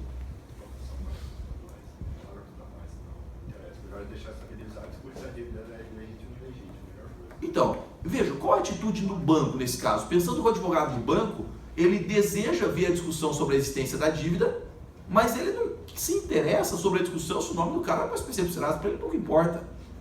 Até mesmo se não for, se ele estiver estabilizado, evita que seja feita uma inscrição indevida futuramente, porque leva muito mais prejuízo para o banco. Então é muito mais fácil deixar estabilizado e discutir só o valor da dívida. Mas vejam, entendi. Mas o banco vai falar assim: olha, se eu não recorrer, o processo vai extinguir. É verdade que há um prazo de 2 anos que a lei traz para você rediscutir a tutela estabilizada. Tutela estabilizou? Qualquer das partes tem 2 anos para entrar com uma ação e buscar uma cognição exauriente sobre aquilo, buscar mais conhecimento, mais provas, chegar até uma sentença sobre aquilo. Mas imagine que o banco fala assim, olha, eu quero nesse processo discutir se o cara deve ou se o cara não deve. O processo está aberto já, mas eu não quero recorrer. Aí eu pergunto, o advogado do banco faz assim, ele atravessa uma petição em primeiro grau para o juiz, falando, juiz, eu não me conformo com a estabilização, eu quero que o autor adite para trazer o pedido, para formular o pedido, de que deve ou que não deve. Pergunto, não havendo recurso de agravo de instrumento por parte do réu, mas ele demonstrando interesse em continuar o processo, o juiz pode extinguir e estabilizar a tutela? Em outras palavras, a pergunta é apenas o agravo de instrumento, apenas o recurso, o estrito sensu do réu, que impede a estabilização? Vejam, o que a doutrina tem falado é o seguinte, não tem sentido. Eu vou obrigar o cara a recorrer a isso. Quer dizer que o sistema está fomentando o recurso. Imagine 8.000 açõezinhas dessa. São 8.000 agravos de instrumentos sem interesse. Eu estou agravando só para o processo não acabar, porque eu não quero discutir se o nome do cara está no SPC do Serasa. A doutrina está falando, isso não tem sentido. Mas se vocês lerem o 304, ele fala recurso. Se o réu não interpuser o respectivo recurso. Há quem diga, por exemplo, o Alexandre Freitas Câmara, há quem diga, é só recurso. Não interessa. O código falou isso, é só recurso. Ou seja, se o réu não recorreu, não agravou, não interessa o que aconteceu. Extingue e estabiliza. Pô, mas eu vou fomentar o cara a recorrer? Por que eu não posso atravessar uma petição para o próprio juiz da causa, falando, juiz, eu não quero. Você vai fazer isso, você vai fazer eu entrar com uma ação depois para rediscutir a existência da dívida, é isso? Sendo que eu posso discutir nesse processo? Ou você vai fazer eu agravar para discutir a existência da dívida? É isso. Então, aqui é um problema do sistema. Isso deveria ser a resistência, né? Para caracterizar uma lide, porque senão não tem por que continuar. Eu acho que deveria, em vez de recurso, a resistência, talvez. O problema é que não tem contestação ainda. Isso, não tem contestação ainda, exato. Aí a pergunta Acho que o que o colega sugeriu lá estabiliza a questão da inscrição do nome no Serasa. Só que isso não impede o banco, por exemplo, de propor uma ação de cobrança. sem dúvida, veja. O problema é que o devedor na contestação vai falar, bom, tanto o banco entende que é ilegítimo que ele nem recorreu da estabilização. Não, perfeito, Thiago, é exatamente isso, não tem dúvida, não, ninguém discute que essa estabilização da tutela antecipada vai refletir sobre a existência da dívida, ninguém discute A isso. primeira alegação que vai alegar assim, então o banco concorda que a estabilização da tutela em relação à inscrição indevida é legal, portanto é que o Thiago falou, ele nem discutiu.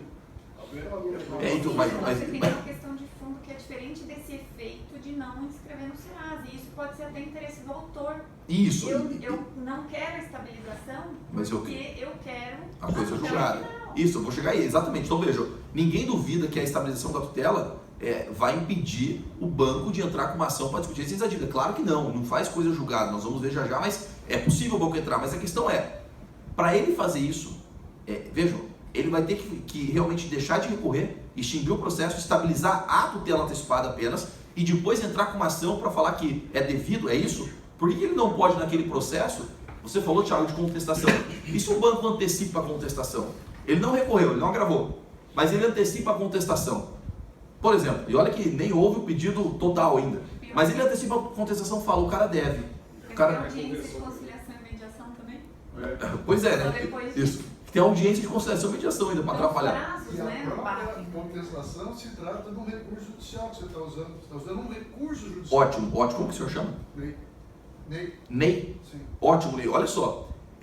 A pergunta é, quando o 304 usa a palavra recurso, ela está usando a palavra recurso no sentido amplo, como a Constituição Federal faz às vezes, devido ao processo legal e recursos a ela inerentes, em sentido bem amplo.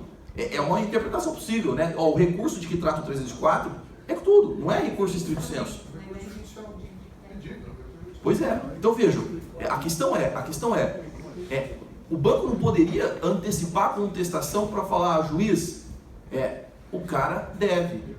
A verdade é o seguinte, eu estou querendo dizer, o banco demonstra um interesse evidente de querer discutir se deve ou se não deve. Pode o juiz falar, ausente o recurso do réu, extingue o processo e estabiliza a tutela antecipada. Não deve, mas vai fazer. Não deve. E até que isso se defina na doutrina e na jurisprudência, o advogado também recorre lá. Fala até o Gente, nome. faz Eu ia chegar aí. A pergunta é, como advogado do banco, Você acabou de receber uma liminar contra o banco falando para o nome não vai ser pro Serasa. Na dúvida, você faz o quê? Agrava, claro. Pode fazer uma tese ali, doutrinária, né, no seu argumento de recursos, contrariando aquilo, mas recorre. Vejam, estrategicamente agrava, mas pensando em sistema, isso é um absurdo. Quer dizer que o sistema está fomentando que haja agravo isso? Ou seja, vamos levar recurso para o tribunal, vamos entupir o tribunal. Pois é. Ou seja, é por isso que parece coerente o posicionamento de parte da doutrina, no sentido de que não é apenas o recurso do réu que impede a estabilização. Qualquer manifestação demonstrando que deseja continuar o processo, e aí, Ney, recurso em sentido amplo é suficiente. E o código não fala em agravos do método. Não fala em agravo, exato. Recurso. Então, Ele fala interpor o respectivo recurso. Não é respectivo, ele está delimitado. Pois é. Eu falei o recurso. Veja que a gente entra numa interpretação quase que gramatical, E aí você questão de português. Você entra na questão também que você não vai conseguir necessariamente a reforma da decisão. E que o juiz decidiu de uma forma, talvez ele mesmo não reforme, não modifique. E aí o agravo seria o meio necessário para modificação. Mas se ele fala Isso, modificar a decisão sobre o nome da SPC do Serasa. Isso. Mas o banco não quer isso. Ele está satisfeito. Deixa o nome do cara, tira o nome do cara da SPC do Serasa. Não tem problema para mim. Eu quero discutir se a dívida existe. Ele não pode atravessar uma petição de uma lauda falando, ô juiz, ó, eu quero continuar. Pedir reconsideração da decisão. Pedir reconsideração. E a questão é, mas tudo bem. Então, vejam que há uma discussão sobre a amplitude da palavra recurso. Se é só o recurso estrito sensu que impede a estabilização ou não. Porque senão vai chover agravo. Mas Não, vai chover agravo. aqui eu acho o seguinte, se ele negar, você aí agrava. A negativa dele. Quando você entrar com recurso, com a concitação, se ele negar, aí você agrava. eu vou falar do agravo. Porque Parece eu que acho que é uma solução intermediária, talvez de segurança, para quem advoga para banco, bom, recurso respectivo, embargo de declaração é recurso também. Faça embargo de declaração com um pedido de que seja recebido como esse pedido de toca para frente, se quiser. Interrompe o prazo para interposição de outro recurso, se não funcionar, eu interponho o agravo depois. Mas a lei Mas é uma ela fala uma respectivo brasileiragem, recurso, né? respectivo recurso para essa decisão seria o agravo. Então me parece que é claro que é o agravo aqui. Não veja, a discussão é essa, né? O código parece mesmo sugerir que é o agravo, mas a doutrina percebe que não tem sentido ser só o agravo. Teria que admitir outras opções também. Então fica essa dúvida. Esse é um outro problema que a gente está enfrentando aí no dia a dia, para a gente tomar cuidado. Como advogado, estrategicamente, agrave. Infelizmente, mas é o mecanismo. Agora, claro que isso. Não, mas na prática, pelo menos aqui no Paraná, se você agrava uma decisão dessa, até julgar esse agravo, já se resolveu. Ótimo. Como é que o senhor chama? Edmilson. Edmilson, olha a pergunta que eu vou fazer, ó. O julgamento do agravo, vamos supor, agravou. O juiz viu que agravou e, portanto, não extingue o processo, não estabilizou tutela, correto? O réu agravou. Não vamos nem entrar na discussão se é agravo ou se não é. Ele agravou. Daqui 4 meses, Edmilson, sai o julgamento do agravo falando assim, nega o provimento ao agravo. Certo? Reflete na extinção do processo, na estabilização. O juiz pode agora falar, olha, tendo em vista que o agravo não foi provido, extingue o processo, tutela estabilizada. Não, né? Correto? Perfeito. Não tem sentido. Agora, o tribunal fala depois de 4 meses, não conheço do agravo. Faltou um requisito de admissibilidade. Faltou preparo. E aí? Porque o não conhecimento é diferente. É como se o recurso não existisse, é isso ou não? E aí o juiz pode, então, vendo que o tribunal não conheceu do agravo, que seja, Edmilson, daqui 4, 5 meses, o juiz pode falar, tendo em vista que o recurso não foi conhecido, extingue o processo, tutela antecipada estabilizada. Pode fazer isso ou não? Vejam. Veja, duas coisas. Primeiro, não tem sentido fazer na medida em que a gente pensa o seguinte, o réu está demonstrando interesse que ele quer discutir. Concorda? Na pior das hipóteses, o juiz fizer isso, ele vai entrar com uma ação naquele prazo de 2 anos para rediscutir, porque ele quer discutir. Agora, tem uma solução, tem uma situação em que a doutrina vai dizer, até por coerência ao que historicamente se disse no processo civil brasileiro relativamente a embargos. Se o agravo de instrumento não for conhecido pela intempestividade, aí não tem que fazer. Aí o juiz pode... Sim, porque na verdade ele não se... Exatamente. Perfeito. De oposição. Perfeito. Aí o juiz pode, mesmo que seja, Edmilson, dali 8 meses, julgo o agravo, não conheço pela intempestividade, passaram-se 8 meses. O juiz poderia, em tese, voltar e falar assim, extingue o processo, tutela antecipada estabilizada. Só que detalhe, como passaram 8 meses, pode ser que esteja perto da fase de sentença, no primeiro grau. Eu vou ter uma cognição exauriente já. Para que eu vou estabilizar a tutela? Não tem sentido. Mas é intempestivo, é como se não existisse, então a doutrina tem falado, nesse caso, extingue o processo e estabiliza. Mas pelo argumento nosso de que o réu demonstrou interesse em discutir, concorda? Mesmo que ele extinga e estabilize, no mínimo aquele réu vai entrar com uma ação no prazo de 2 anos para querer continuar a discussão. Tanto que ele demonstrou interesse ao recorrer mesmo que fora do prazo. Então essa é uma outra discussão. Fala. Professor, essa situação aí do parágrafo 1º e 4 se aplica só quando a tutela antecipada, em caráter incidental, for a mesma que a tutela final pretendida no processo. Por que eu falo isso? Porque lá no 303, quando é concedida a tutela antecipada em caráter incidental, o autor tem prazo de 15 dias ou mais que o juiz fixar para ditar a inicial e dizer qual é a tutela final pretendida dele. Né?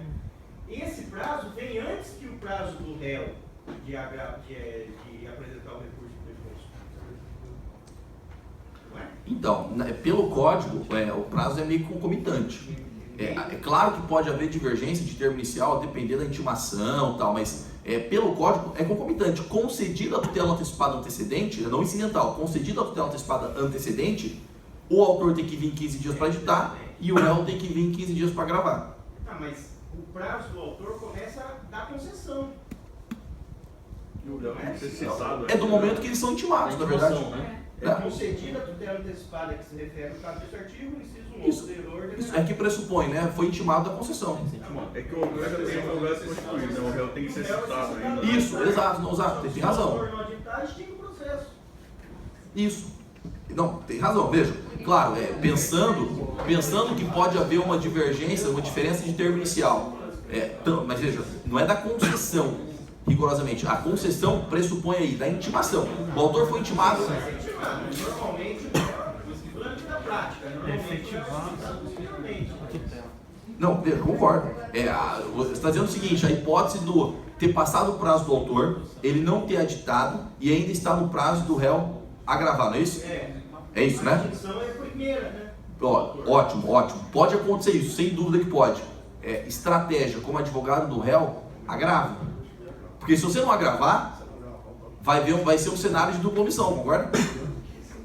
Mas, professor, e se o pedido da tutela antecedente for menor que o da tutela, o autor cumpriu todos os requisitos. A tutela que foi concedida antecipadamente de forma antecedente é menor do que a tutela final pretendida. Certo, é possível. Tá. Aí o réu não agravou, não recorreu. Como assim vai extinguir o processo? É como se fosse uma rebelia, o pedido do autor... Não, veja, agora entendi. Claro, apenas se estabiliza aquilo que o juiz concedeu. É óbvio que se o autor tiver que voltar para fazer o aditamento e trazer mais coisas, aumentar o pedido, é óbvio que aquilo não tá vinculado à estabilização. Ou seja, não está englobado na estabilização. Apenas o que foi concedido é que se estabiliza. Aí, veja, a questão é interessante pelo seguinte, como é que você chama? João, a questão é interessante pelo seguinte, percebo que é possível que o autor tenha interesse em continuar o processo. Então, é possível, inclusive, que o réu não tenha agravado, o réu não agravou. Imagina um cenário que o réu não agravou. O autor fala, eu posso querer a extinção do processo e a tutela estabilizada, mas não, eu tenho algo a mais para fazer. Então, eu preciso aditar a petição inicial, fazer o pedido, o réu vai ser citado para audiência para contestar normalmente. Então, apenas se estabiliza aquilo que o juiz concedeu. Então, isso mostra que o autor pode depois vir aditar. Talvez o legislador tenha sido infeliz no termo extinguir o processo. Deveria ter usado um termo como fará coisa julgada a respeito da tutela. Não, veja, é que vai extinguir o processo se o réu não recorrer. A diferença talvez seja o seguinte, João, o autor não precisa esperar o réu agravar ou não. A questão é, 15 dias, o autor tem mais coisa para pedir? Faz o aditamento. Acabou. E se não fizer o aditamento, e se eventualmente o réu não agravar, pode extinguir o processo e estabilizar a tutela, para quem entende assim, ou mesmo assim, o autor fala, olha, ainda que o réu não tenha agravado, eu tenho interesse em pedir mais coisa, eu vou aditar. O autor tem direito a uma sentença de mérito com coisa julgada, ele tem interesse em aditar. Então não é sempre que o autor vai falar, não houve recurso, eu me conformo com a estabilização. Muitas vezes o autor vai falar, eu quero continuar o processo porque eu tenho direito a uma sentença de mérito com coisa julgada. Tudo bem? Vejam, Pessoal, essas são apenas, eu acho que a vinda do Bruno aqui é um recado, né? Não, pode Me senti. Tô brincando, não, tô brincando. Até posso tocar mais um pouco, tranquilo? Veja, pessoal, se vocês permitirem, eu vou fazer o seguinte.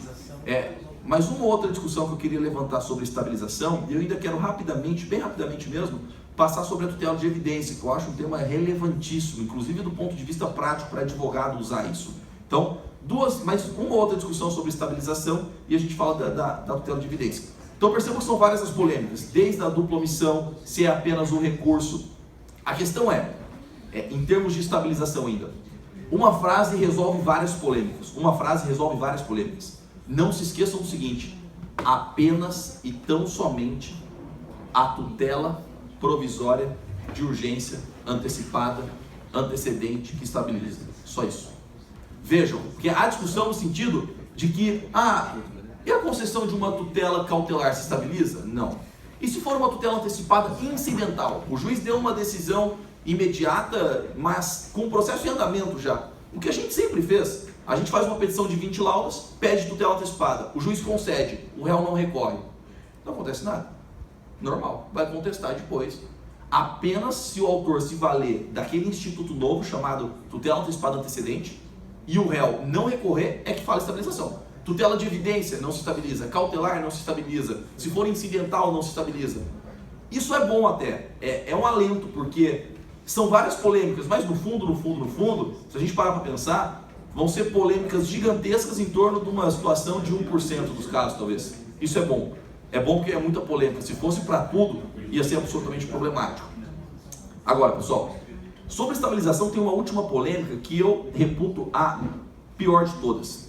Que eu reputo aqui, talvez, onde o código tenha feito um retrocesso aí de décadas. Que é o seguinte, e tem a ver com aquela parte histórica que eu fiz no começo. Que é o seguinte, percebam que o código é bem claro em dizer que o que está sujeito à estabilização é a tutela antecipada. Requerida em caráter antecedente, mas é a tutela antecipada. E a tutela cautelar está sujeita à estabilização? Não. Mas e se for cautelar? O cara pode se valer de uma cautelar antecedente, não pode? Que a gente chamava de cautelar preparatória. Ele pode, mas o procedimento é outro. Se vocês lerem lá no artigo 305 seguintes, o procedimento da cautelar antecedente é outro. Se o cara se vale, por exemplo, o réu está dilapidando patrimônio, ele precisa imediatamente de um arresto. Ele faz uma petiçãozinha também, pequena, curta, fumus boniuris periculum mora, 2 laudas. Juiz deu arresto, concedeu a cautelar, o que a lei fala? A lei faz um outro procedimento. Não é mais recorrer em 15 dias, se não recorrer, estabiliza, nada disso. O procedimento é outro. O réu vai ser citado para contestar a cautelar em 5 dias. 5. O autor tem que fazer o quê? O juiz concedeu a cautelar de arresto. Cautelar preparatória. Ele não formulou o pedido principal. Aqui nós podemos falar pedido principal. Ele não formulou a cobrança. Réu, 5 dias para você contestar a cautelar. Autor, 30 dias para você. Vejam a grande mudança do código também. Não é mais, vocês sabem disso certamente, mas eu insisto, não é mais promover uma segunda ação. Esqueçam isso. Não tem mais promover uma ação principal. Esqueçam essa expressão. Para você aditar a petição também. Aditar. Pois é. Mas para fazer um pedido diferente aqui. Principal, mas é aditamento. Não é mais nova ação. Isso é muito bom. Sem custos. E sem custos, exatamente. Então vejam. Fez questão, exatamente. O ponto é, réu, 5 dias para contestar a cautelar. Autor, 30 dias efetivada a cautelar para você aditar a petição. Entenda-se. Para você vir e falar que o cara te deve, cobrar a dívida do cara. Faz sentido? Mas olha um detalhe que tem aqui. Olha um detalhe que tem aqui. Uma vez que o autor adita a petição inicial para formular o pedido principal, nós estamos falando da cautelar antecedente agora. O autor aditou. O que tem que acontecer? O autor aditou para formular o pedido principal e falar, juiz, o cara me deve. O que o juiz tem que fazer? Vejam, segunda contestação. Claro que primeiro vem a audiência de conciliação e mediação, mas não dando acordo com contestação. 2 contestações. Pois é, 2 contestações. São 2 medidas. Exatamente. É que o legislador tentou unificar num processo só a cautelar preparatória e a ação principal. Percebam? Mas é 2 contestações. É curioso isso, a gente não está acostumado, mas é 2 contestações. Agora, a questão é, e se o réu não recorreu da cautelar, da liminar de arresto que o cara pediu? Tem estabilização? Não. Extingue o processo? Não. O autor tem que vir em 30 dias fazer o aditamento. Dá para entender isso? Aí é onde eu quero chegar. O problema preste atenção nesse exemplo, porque eu considero esse exemplo, essa situação, claro que ela depende de muitos erros, mas na prática isso acontece, e muito. A gente pensando que a grande massa não é vocês, não é esses advogados que vêm aqui estudar, não é a gente que estuda, a grande massa é fraca, pode acontecer o seguinte, e acontece muito, quem não está muito antenado. Imagina o seguinte, o autor, vendo que o nome dele está prestes a ir para a SPC para o Serasa, ele vem e fala assim, juiz, em 2 laudas, pelo amor de Deus, me dê uma liminar, não deixe meu nome para a SPC para o Serasa. O que ele pede? Liminar, tutela de urgência. O juiz vem e fala, concedo. Bem simples. O juiz também não está muito antenado com o novo CPC, né, não participou das reuniões aí da comissão. Vem e concede. Você é advogado do banco, do réu, certo? Você é advogado do banco. Pedido de liminar, urgência. Concedeu. Você é advogado do banco. Você olha para isso. Você foi intimado da decisão do juiz e concedeu liminar contra o banco para o nome não ir para a SPC do Serasa, correto? Pergunto, o que fazer? Você agrava, não agrava, contesta, não contesta? A pergunta que está por trás é, se você não recorrer, estabiliza ou não? O juiz extingue, não extingue? Vejam que o que está por trás há uma dúvida, há uma discussão interminável sobre a natureza dessa tutela de urgência. Até hoje a doutrina não entrou no acordo se essa medida de urgência que impede que o nome do cara vá para o SPC do Serasa, até hoje parte da doutrina fala, isso é tutela antecipada, outra parte fala, isso é cautelar. Aí ninguém deixou isso claro, o autor fez meia boca, uma petiçãozinha e pediu só uma tutela de urgência, o juiz não deixou isso muito claro, porque o juiz pode deixar bem claro, olha, concedo a tutela de urgência, a título de tutela antecipada, tal. Mas passou batido, e acontece muito isso, acreditem, muito.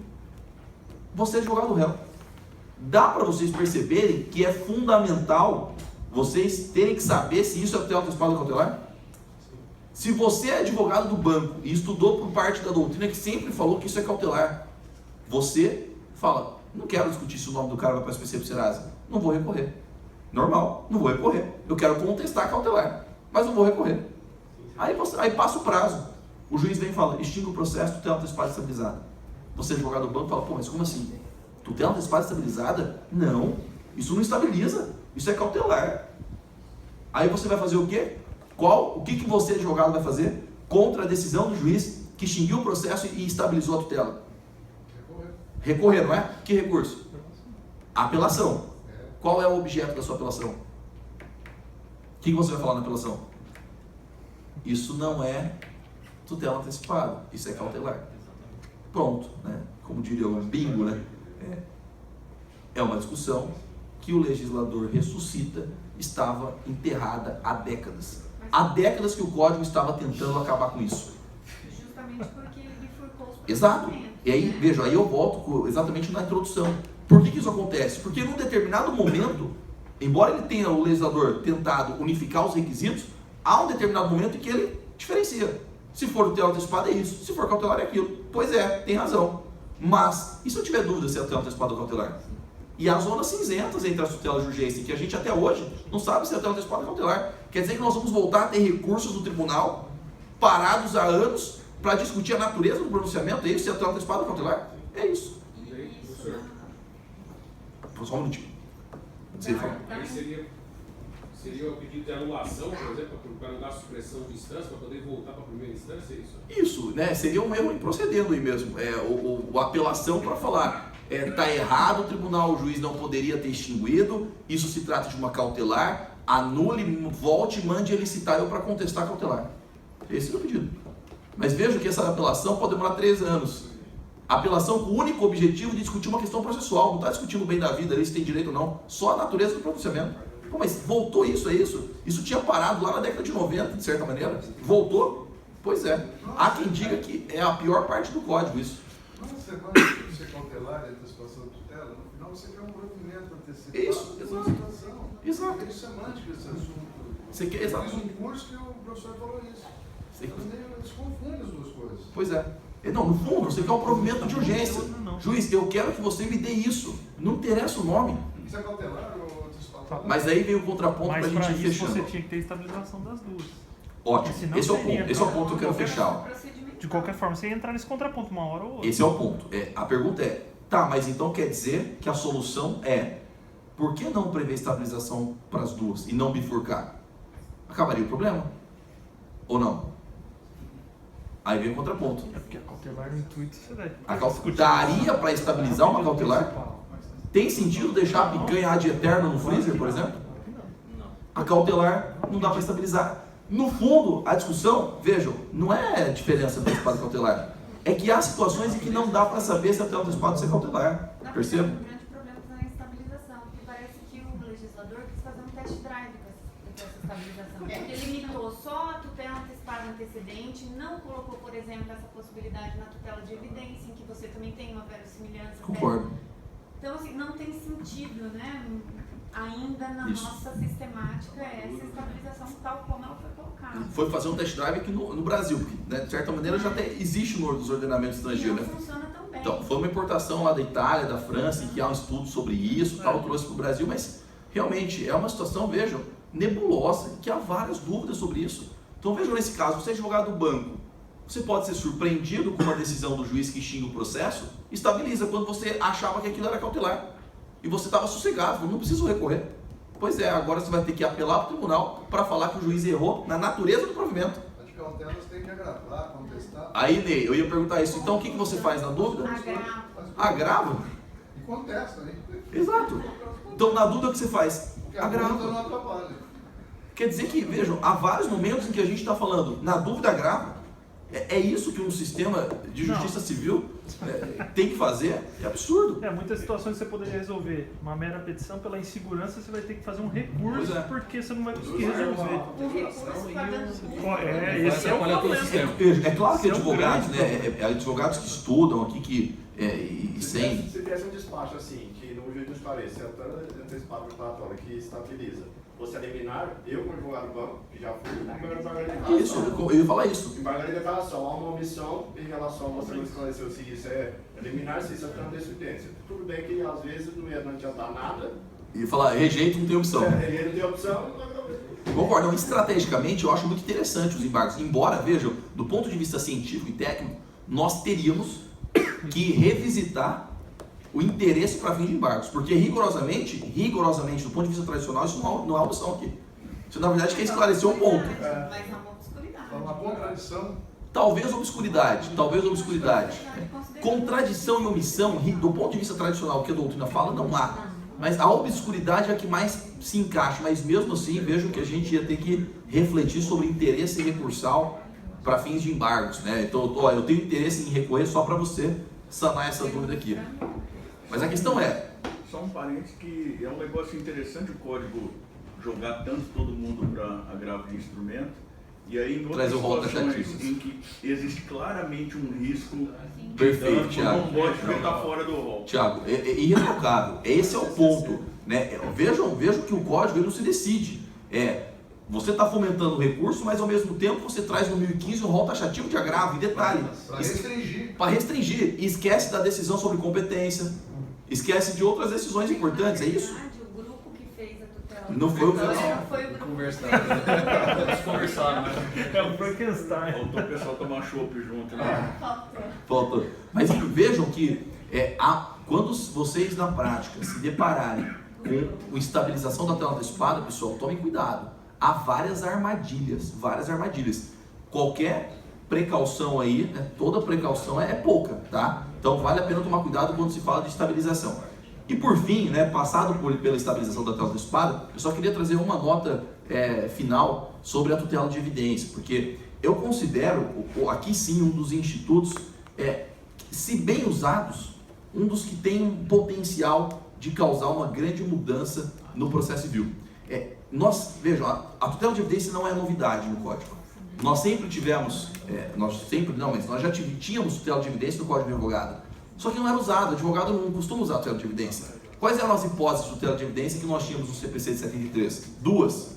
Duas, tutela antecipada, tutela baseada no abuso do direito de defesa do réu e tutela baseada no pedido incontroverso. Só um detalhe, só um ajuste. Se a gente lê o código pela divisão, a gente às vezes é levado a erro. Porque pelo código, a tutela provisória pode ser de urgência ou de evidência. A tutela de urgência pode ser antecipada ou cautelar. E cada uma pode ser requerida de maneira antecedente ou incidental. Mas vejam, pelo código, quando você se vale da expressão tutela antecipada, você está diante de uma tutela provisória de urgência. Dá para entender isso? Só que, e a tutela de evidência? Está no outro grupo. Mas ela não é uma tutela antecipada? Claro que sim. Uma coisa é você diferenciar quanto ao fundamento, urgência ou evidência. Outra coisa é você diferenciar a natureza, se é satisfativa ou não.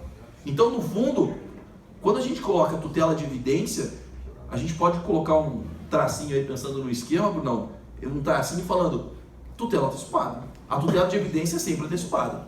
Na verdade, a nomenclatura da antecipada que me parece um pouco inadequada. Deveria, talvez, ser tutela provisória de urgência satisfativa. Isso, é o que boa parte da doutrina fala. Não deveria ser antecipada. Satisfativa ou cautelar. Isso. Perfeito, perfeito. É isso. Agora, a questão que eu quero levantar é, percebam que a tutela de evidência, no fundo, embora o código não sugira essa classificação, ela é uma tutela antecipada, porque ela é satisfativa. Aquilo que eu quero na sentença eu já vou ter agora, mas não porque há um risco de dano, mas porque há uma situação de muita probabilidade. Mas a natureza é satisfativa. A questão é, nós tínhamos duas hipóteses em que isso poderia acontecer no CPC revogado. Que o juiz poderia dar uma decisão imediata, sem que houvesse urgência. Se o réu estivesse abusando do seu direito de defesa, e se houvesse pedido incontroverso.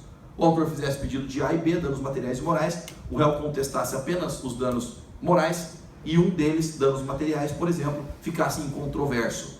Era uma situação delicada, porque a doutrina já falava, olha, mas isso não é tutela antecipada. Imagine, eu entro com uma ação contra o Bruno pedindo danos materiais e morais. O Bruno vem na contestação e contesta apenas os danos morais, nada dizendo sobre os materiais. Princípio da eventualidade, etc. Incontroverso, correto? A pergunta é, e os danos materiais agora? Que o Bruno reconheceu, 20 mil reais. O juiz não pode julgar eles agora? A doutrina falava, não, tem que poder julgar. Mas por que não poderia julgar? Porque nós sempre tivemos um dogma no processo civil brasileiro, fruto do direito italiano, de que havia apenas um único momento para a sentença. Ou seja, o dogma da unicidade da decisão de mérito da sentença. Então não poderia cindir o julgamento. Era um absurdo você dividir. Vejam, na impossibilidade de fazer isso, a saída do legislador é uma gambiarra, um malabarismo. Foi, olha, tudo bem, não pode julgar, porque o momento da sentença vai ser lá no final, e só tem um. Mas vamos permitir uma tutela antecipada, deixa o autor já receber isso. Pois é, mas chamar de tutela antecipada aqui sempre foi errado. Por que sempre foi errado? Se é tutela antecipada, precisa de requerimento. O autor tem que pedir.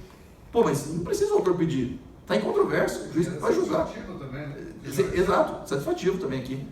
Precisava de requerimento. Provisória, o juiz pode revogar isso? Tem que confirmar lá na frente? Tudo isso se colocava. E a doutrina falava, não, mas não dá para aplicar os requisitos da tutela antecipada. O juiz tem que poder julgar. Pois é, mas o código, firme nesse dogma, ele não permitia. O que o novo CPC faz? Ele reformula o instituto da tutela de evidência. Ele mantém a tutela baseada no abuso do direito de defesa do réu, ele mantém isso. E essa do impedido incontroverso, que era uma tutela de evidência, o legislador exclui ela do capítulo da tutela provisória e trata disso como julgamento parcial do mérito, o que é muito bom. Quer dizer, no novo CPC, se acontecer isso, ação de danos materiais e morais, o réu contesta apenas um pedido, o outro pedido pode ser julgado, definitivo, não é tutela antecipada. Aí vocês vão falar, então o juiz dá uma sentença? Entre aspas, muito entre aspas, sentença parcial. Sobre aquele tópico. Sobre aquele tópico. Só que não chamem de sentença parcial. Porque o código partiu de uma outra premissa. Para o código, o que sentença não é o que julga. Entendam isso? Direito positivo brasileiro. Sentença, para ser sentença, tem que analisar ou não o mérito e colocar fim ao processo. Ah, quer dizer então que é possível julgamento definitivo de mérito por decisão interlocutória. É isso, é a famosa decisão interlocutória de mérito. A diferença é, se não recorrer, coisa julgada. Execução definitiva. No meio do processo, coisa julgada parcial. definitiva, execução definitiva, e tendo um pedido ainda para ser julgado. Mas é decisão interlocutória. Esse é um outro assunto, né, que a gente poderia depois discutir só sobre isso, porque tem vários problemas. Sim. Ah, mas o recurso é agravo. Agravo. Ah, mas agravo não tem efeito suspensivo, etc e tal. O grande problema é o recurso, né? Por isso toda a discussão sobre a definição legal de sentença. Que aí não tem efeito suspensivo. A definição é ruim de novo, né? Mas assim, ninguém chega à conclusão sobre qual seria uma definição boa de sentença. Isso O é que o também. pessoal tem falado deixa do jeito que está mesmo e vai tocando, né? Porque a gente está fazendo, a gente está vivendo. Porque se muda a definição, é todo mundo escrevendo o livro de novo, né? Precisa definir. Mas o código resolve aqui para falar contra essa decisão cabe agravo, independente de como você chama. Pronto. A questão é recursal. Definiu. No código anterior, já tinha sido quando mudaram a última vez a definição de sentença para falar, é a decisão que aplica o 267 ou 269. Isso era sentença, né? Aí virou aquela briga de foice no escuro, Isso, né? exato. A professora Tereza Arruda Alvim, que era Bamber na época, né? Que pegou e falou, olha, é sentença. Não adianta falar que não é sentença, a definição legal é sentença, mas contra essa sentença cabe agravo, por uma questão de ponderação de valores. Aí falava em apelação por instrumento, aí Teve tinha gente todo que aquele falou em rolê. apelação por instrumento, teve gente que falou em apelação por instrumento. Essa é uma longa história, é uma questão bem interessante. Que eu saiba, ela foi a primeira que falou, não gente, é sentença, não tem como falar que não é sentença, mas contra essa sentença cabe agravo, porque qualquer outra solução é muito ruim. Então, por uma questão de eficiência, tem que ser um agravo contra. Mas é aquela coisa, não tem problema, pelo direito positivo brasileiro, você fala, não, isso é uma decisão interlocutória. É agravável, é decisão interlocutória. Quem disse que apenas a sentença que pode julgar? Eu posso ter um julgamento definitivo de mérito por decisão interlocutória. É só o veículo, mais nada. Então, essa é uma discussão muito interessante. Mas eu quero chegar ao seguinte, o legislador ele exclui a tutela antecipada baseada no pedido incontroverso e trata como julgamento parcial, que é muito bom. Só que vejam, o que ele faz? Vocês vão pensar, quer dizer então que só ficou um exemplo de tutela de evidência baseado no abuso de defesa do réu? Não. Aí o legislador vem e incrementa o artigo 311. Além dessa que já existia, abuso do direito de defesa, ele traz algumas outras opções. E são essas, praticamente duas novas opções, que me parecem ter o condão de impactar decisivamente o processo, se for bem usada por nós advogados. Nós temos que pedir isso, porque é tutela provisória, depende de requerimento. E no geral os advogados não pedem. Dois exemplos, duas questões e a gente termina, a gente encerra. A primeira, passa a ser possível algo que o Marinoni já defendia com base lá no abuso do direito de defesa, que é quando o réu apresenta uma defesa inconsistente. Defesa não séria, dizia ele. O Marinoni dizia que isso já era abuso do direito de defesa. A doutrina no geral falava, não, isso é só há abuso do direito de defesa para conceder a tutela antecipada quando houver litigância de má-fé. E alguns falavam, não tem que ter litigância de má-fé. Só do réu apresentar uma defesa pífia, inconsistente, não séria, ele está, mesmo que sem elemento subjetivo, abusando do seu direito de defesa. Então, havia quem já extraísse isso lá do 273, inciso 2º. Mas o legislador fez questão de colocar isso à parte. O inciso 4º do 311 fala isso. É possível conceder tutela de evidência se o réu apresentar defesa que não for capaz de gerar dúvida razoável no juiz. Isso é revolucionário. Por que isso é revolucionário? Primeiro porque muitas vezes a contestação não tem sentido. O juiz conseguiria julgar só com a contestação, mas ele não pode. Tem audiência, alguém pediu prova. Você pode ter a tutela naquele momento. Na réplica, você, advogado do autor, atravessa uma réplica e fala, não, juiz, ninguém está morrendo não, está tudo certo. Mas essa defesa do réu não gerou dúvida nenhuma. Deu tutela antecipada agora. Vejam, isso não existia.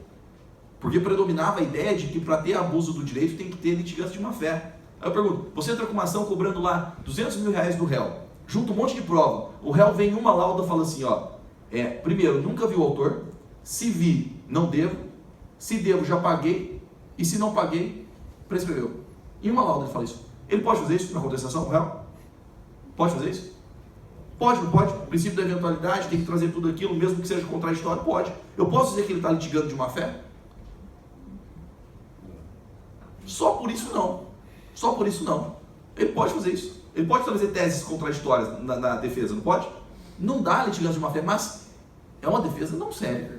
O cara fala que não conhece. Depois fala que se conhece, já pagou. Se já pagou, se pagou, prescreveu, enfim. Ou seja, a partir dessa contestação, o autor pode pedir e o juiz fala, réu, então pague agora já. A gente vai continuar discutindo, mas já pague. Porque há tudo evidência, há muita evidência de que você realmente deve. E o mais ainda que eu faço vocês refletirem, e que tem um impacto gigantesco se for bem usado, pensem sobre a possibilidade de concessão de tutela provisória de evidência com base no inciso 4º, esse aí, na sentença. Isso tem o condão de alterar a regra histórica do processo brasileiro, de que a apelação tem efeito suspensivo. Essa é uma regra histórica. Durante a tramitação do projeto no Senado, se tentou mudar, tirou, né, a versão inicial de 2009, a comissão da Tereza, do Luiz Fux, da turma, eles tiraram, e falando que a apelação não ia ter mais efeito suspensivo. Houve um alvoroço na doutrina e tal, só que na Câmara isso voltou. A apelação continuou tendo efeito suspensivo. Só que vejam. Desconfiam dos juízes de primeiro grau. Isso, desconfiança no juiz de primeiro grau, vários argumentos. A questão é, se for bem usado isso, se o advogado souber pedir, toda vez que estiver chegando na sentença, você estiver julgando para o autor, você atravessa um pedido, fala tutela de evidência com base no inciso 4º. Não tem mais dúvida, tanto que você vai julgar. Tanto que é certeza, é cognição exauriente, com muito mais razão, não existe dúvida. Ou seja, conceda a tutela de evidência na sentença. Para quê? Para que eventual recurso do réu não tenha efeito suspensivo. Mas isso é o que a gente muitas vezes fazia com antecipação de tutela mesmo. Isso, mas veja que a gente sempre fez isso para urgência. Sim. Quando que tinha isso? O cara precisava de medicamento, etc, não é isso? Mas e quando não tem urgência? Não dá. Agora é possível sem urgência. E a última questão, né, o último ponto é vocês lembrarem que o legislador traz para dentro do 311 a possibilidade de tutela de evidência baseada em precedente obrigatório em sentido amplo. Então, toda vez que você estiver formulando um pedido em sintonia com um precedente, como por exemplo um recurso, uma tese fixada num recurso especial repetitivo, o juiz não pode julgar liminarmente procedente, como ele pode julgar liminarmente improcedente. A procedência liminar não pode, porque viola o contraditório. Mas ele tem à disposição tutela de evidência. Então o autor pode requerer, fala, juiz, olha, estou pedindo algo e o STJ já pacificou no recurso especial repetitivo que é devido a essa gratificação. Eu quero que você me dê e quero que você me dê agora. Ah, eu preciso falar que eu estou precisando, que eu estou morrendo, que eu estou... Não, não tem risco nenhum. Não preciso agora. Só que eu quero porque há uma evidência muito grande. Então isso também pode ser muito bem usado, só que sendo tutela provisória, os advogados precisam requerer. E no geral a gente não tem o hábito de requerer algo que não seja urgente. Então, são essas as principais considerações que eu tinha, pessoal, com relação à tutela provisória, né? Há outras, mas fica para um outro momento, até eu faço questão de deixar para o Bruno voltar a me convidar para cá. Gostaria de agradecê-los aí pela gentil atenção, o carinho todo, a forma como vocês receberam. Dizer que é sempre um prazer, né, sair para falar sobre o novo CPC, eu particularmente gosto, amo isso, mas confesso a vocês que especialmente quando a gente vem para um lugar como Londrina, que é um grande centro, que reconhecidamente tem grandes advogados, e eu falo sem favor algum, tem alguns amigos, poucos, mas alguns amigos aqui, o Bruno é um deles, e vocês sabem muito bem, eu falo independente do nosso vínculo de amizade, né, o Bruno é um cara que já tem feito muito pelo processo civil, os livros que ele tem organizado, tudo que ele tem feito, é um cara realmente diferenciado, vocês precisam dar muito valor, né, em termos de processo civil, e não só o Bruno, né, eu conheço alguns outros, o Thiago, que eu conheci recentemente, é Fábio, né, o Fábio eu conheci lá na UEL. Então, eu sei, das pessoas que eu conheço aqui em Londrina, é impressionante como o nível é altíssimo. Imagino que isso seja para todos. A Thaís também, né, colega lá da USP. Então, sei que o nível de Londrina é impressionante, é altíssimo. Não conheço muitos de vocês, mas imagino que todos vocês aqui sejam um nível altíssimo. Então, levem mesmo a sério aí o processo civil, levem adiante com esses livros, com essa participação, com essa comissão. Isso é muito interessante e acreditem em mim, eu estou falando sem favor nenhum. A Comissão de Processo Civil da OAB de Londrina tem se tornado referência e modelo em todo o Brasil. Repito, né, para quem não estava, eu tenho viajado bastante, tenho ido em muitas escolas superiores de advocacia para dar palestra, para dar curso. É impressionante como eu já ouvi muitas vezes essa frase. Olha, o pessoal lá de Londrina está fazendo um barulho muito legal, eles estão muito ativos em processo civil lá. Sempre isso. Então, é muito legal isso. Isso faz com que eu fique ainda mais feliz de participar de um ambiente aqui tão interessante, tão bom quanto esse. Então agradeço a gentileza de todos vocês e eu fico absolutamente à disposição, tá, para qualquer tipo de comentário, de questão, enfim, que vocês queiram levantar. Depois o Bruno deixa e-mail, telefone, tem lá no grupo do WhatsApp, eu também, embora seja de fora, eu estou lá infiltrado no meio de vocês, tá? Então, mais uma vez, obrigado aí pela atenção e Bruno, obrigado pelo gentil convite. Eu que agradeço, já vou encerrando aqui por adiantar, né? Eu que agradeço, realmente, o Daniel retornar aqui, é o primeiro que retorna a falar, foi um dos primeiros aí, né? E agradecer pela profundidade. Eu vejo aqui, eu sempre estou convidando, o Ivan também, a gente convida o pessoal para vir, e a gente sempre pergunta para o pessoal ser profundo, né? Porque, não sei se você tem nós aqui professores, tem muitos professores, que na graduação a gente tem que ser meio normal ali, né? Às vezes você quer falar alguma coisa interessante ou estudar. Na aula de pós, inclusive você já me chamou para algumas, é a oportunidade nossa de falar alguma coisa que me deixa muito feliz, que é realmente poder falar, não ficar explicando os conceitos e partir pro pau, né? E eu vejo que você fez isso aqui com uma maneira, com fôlego, né? Que deve estar até cansado, porque de fato o cara pegou todos os pontos polêmicos, destrinchou, fez uma maratona, começou lá no começo, só de coisa, eu imagino se fosse um aluno de graduação aqui agora, né? O cara tava perdido, assim, porque o assunto foi tudo das coisas mais complexas, começou no comecinho dos institutos e terminou com uma maneira, todos os pontos controvertidos, pontos complexos aí, né? E a gente tinha conversado para de fato aprofundar, eu sempre peço isso e realmente parabéns aí, espero a gente poder encontrar para você retornar, só do que você falou aí, teria mais um monte de assunto para estender sobre outros temas também, né? Para quem não assinou a lista de presença, assina, quem não está no grupo de WhatsApp também adiciona, quem não está no e-mail também que receber informações, anota lá que é o OB Cadastro, tá bom? Obrigado por todo mundo, parabéns de novo.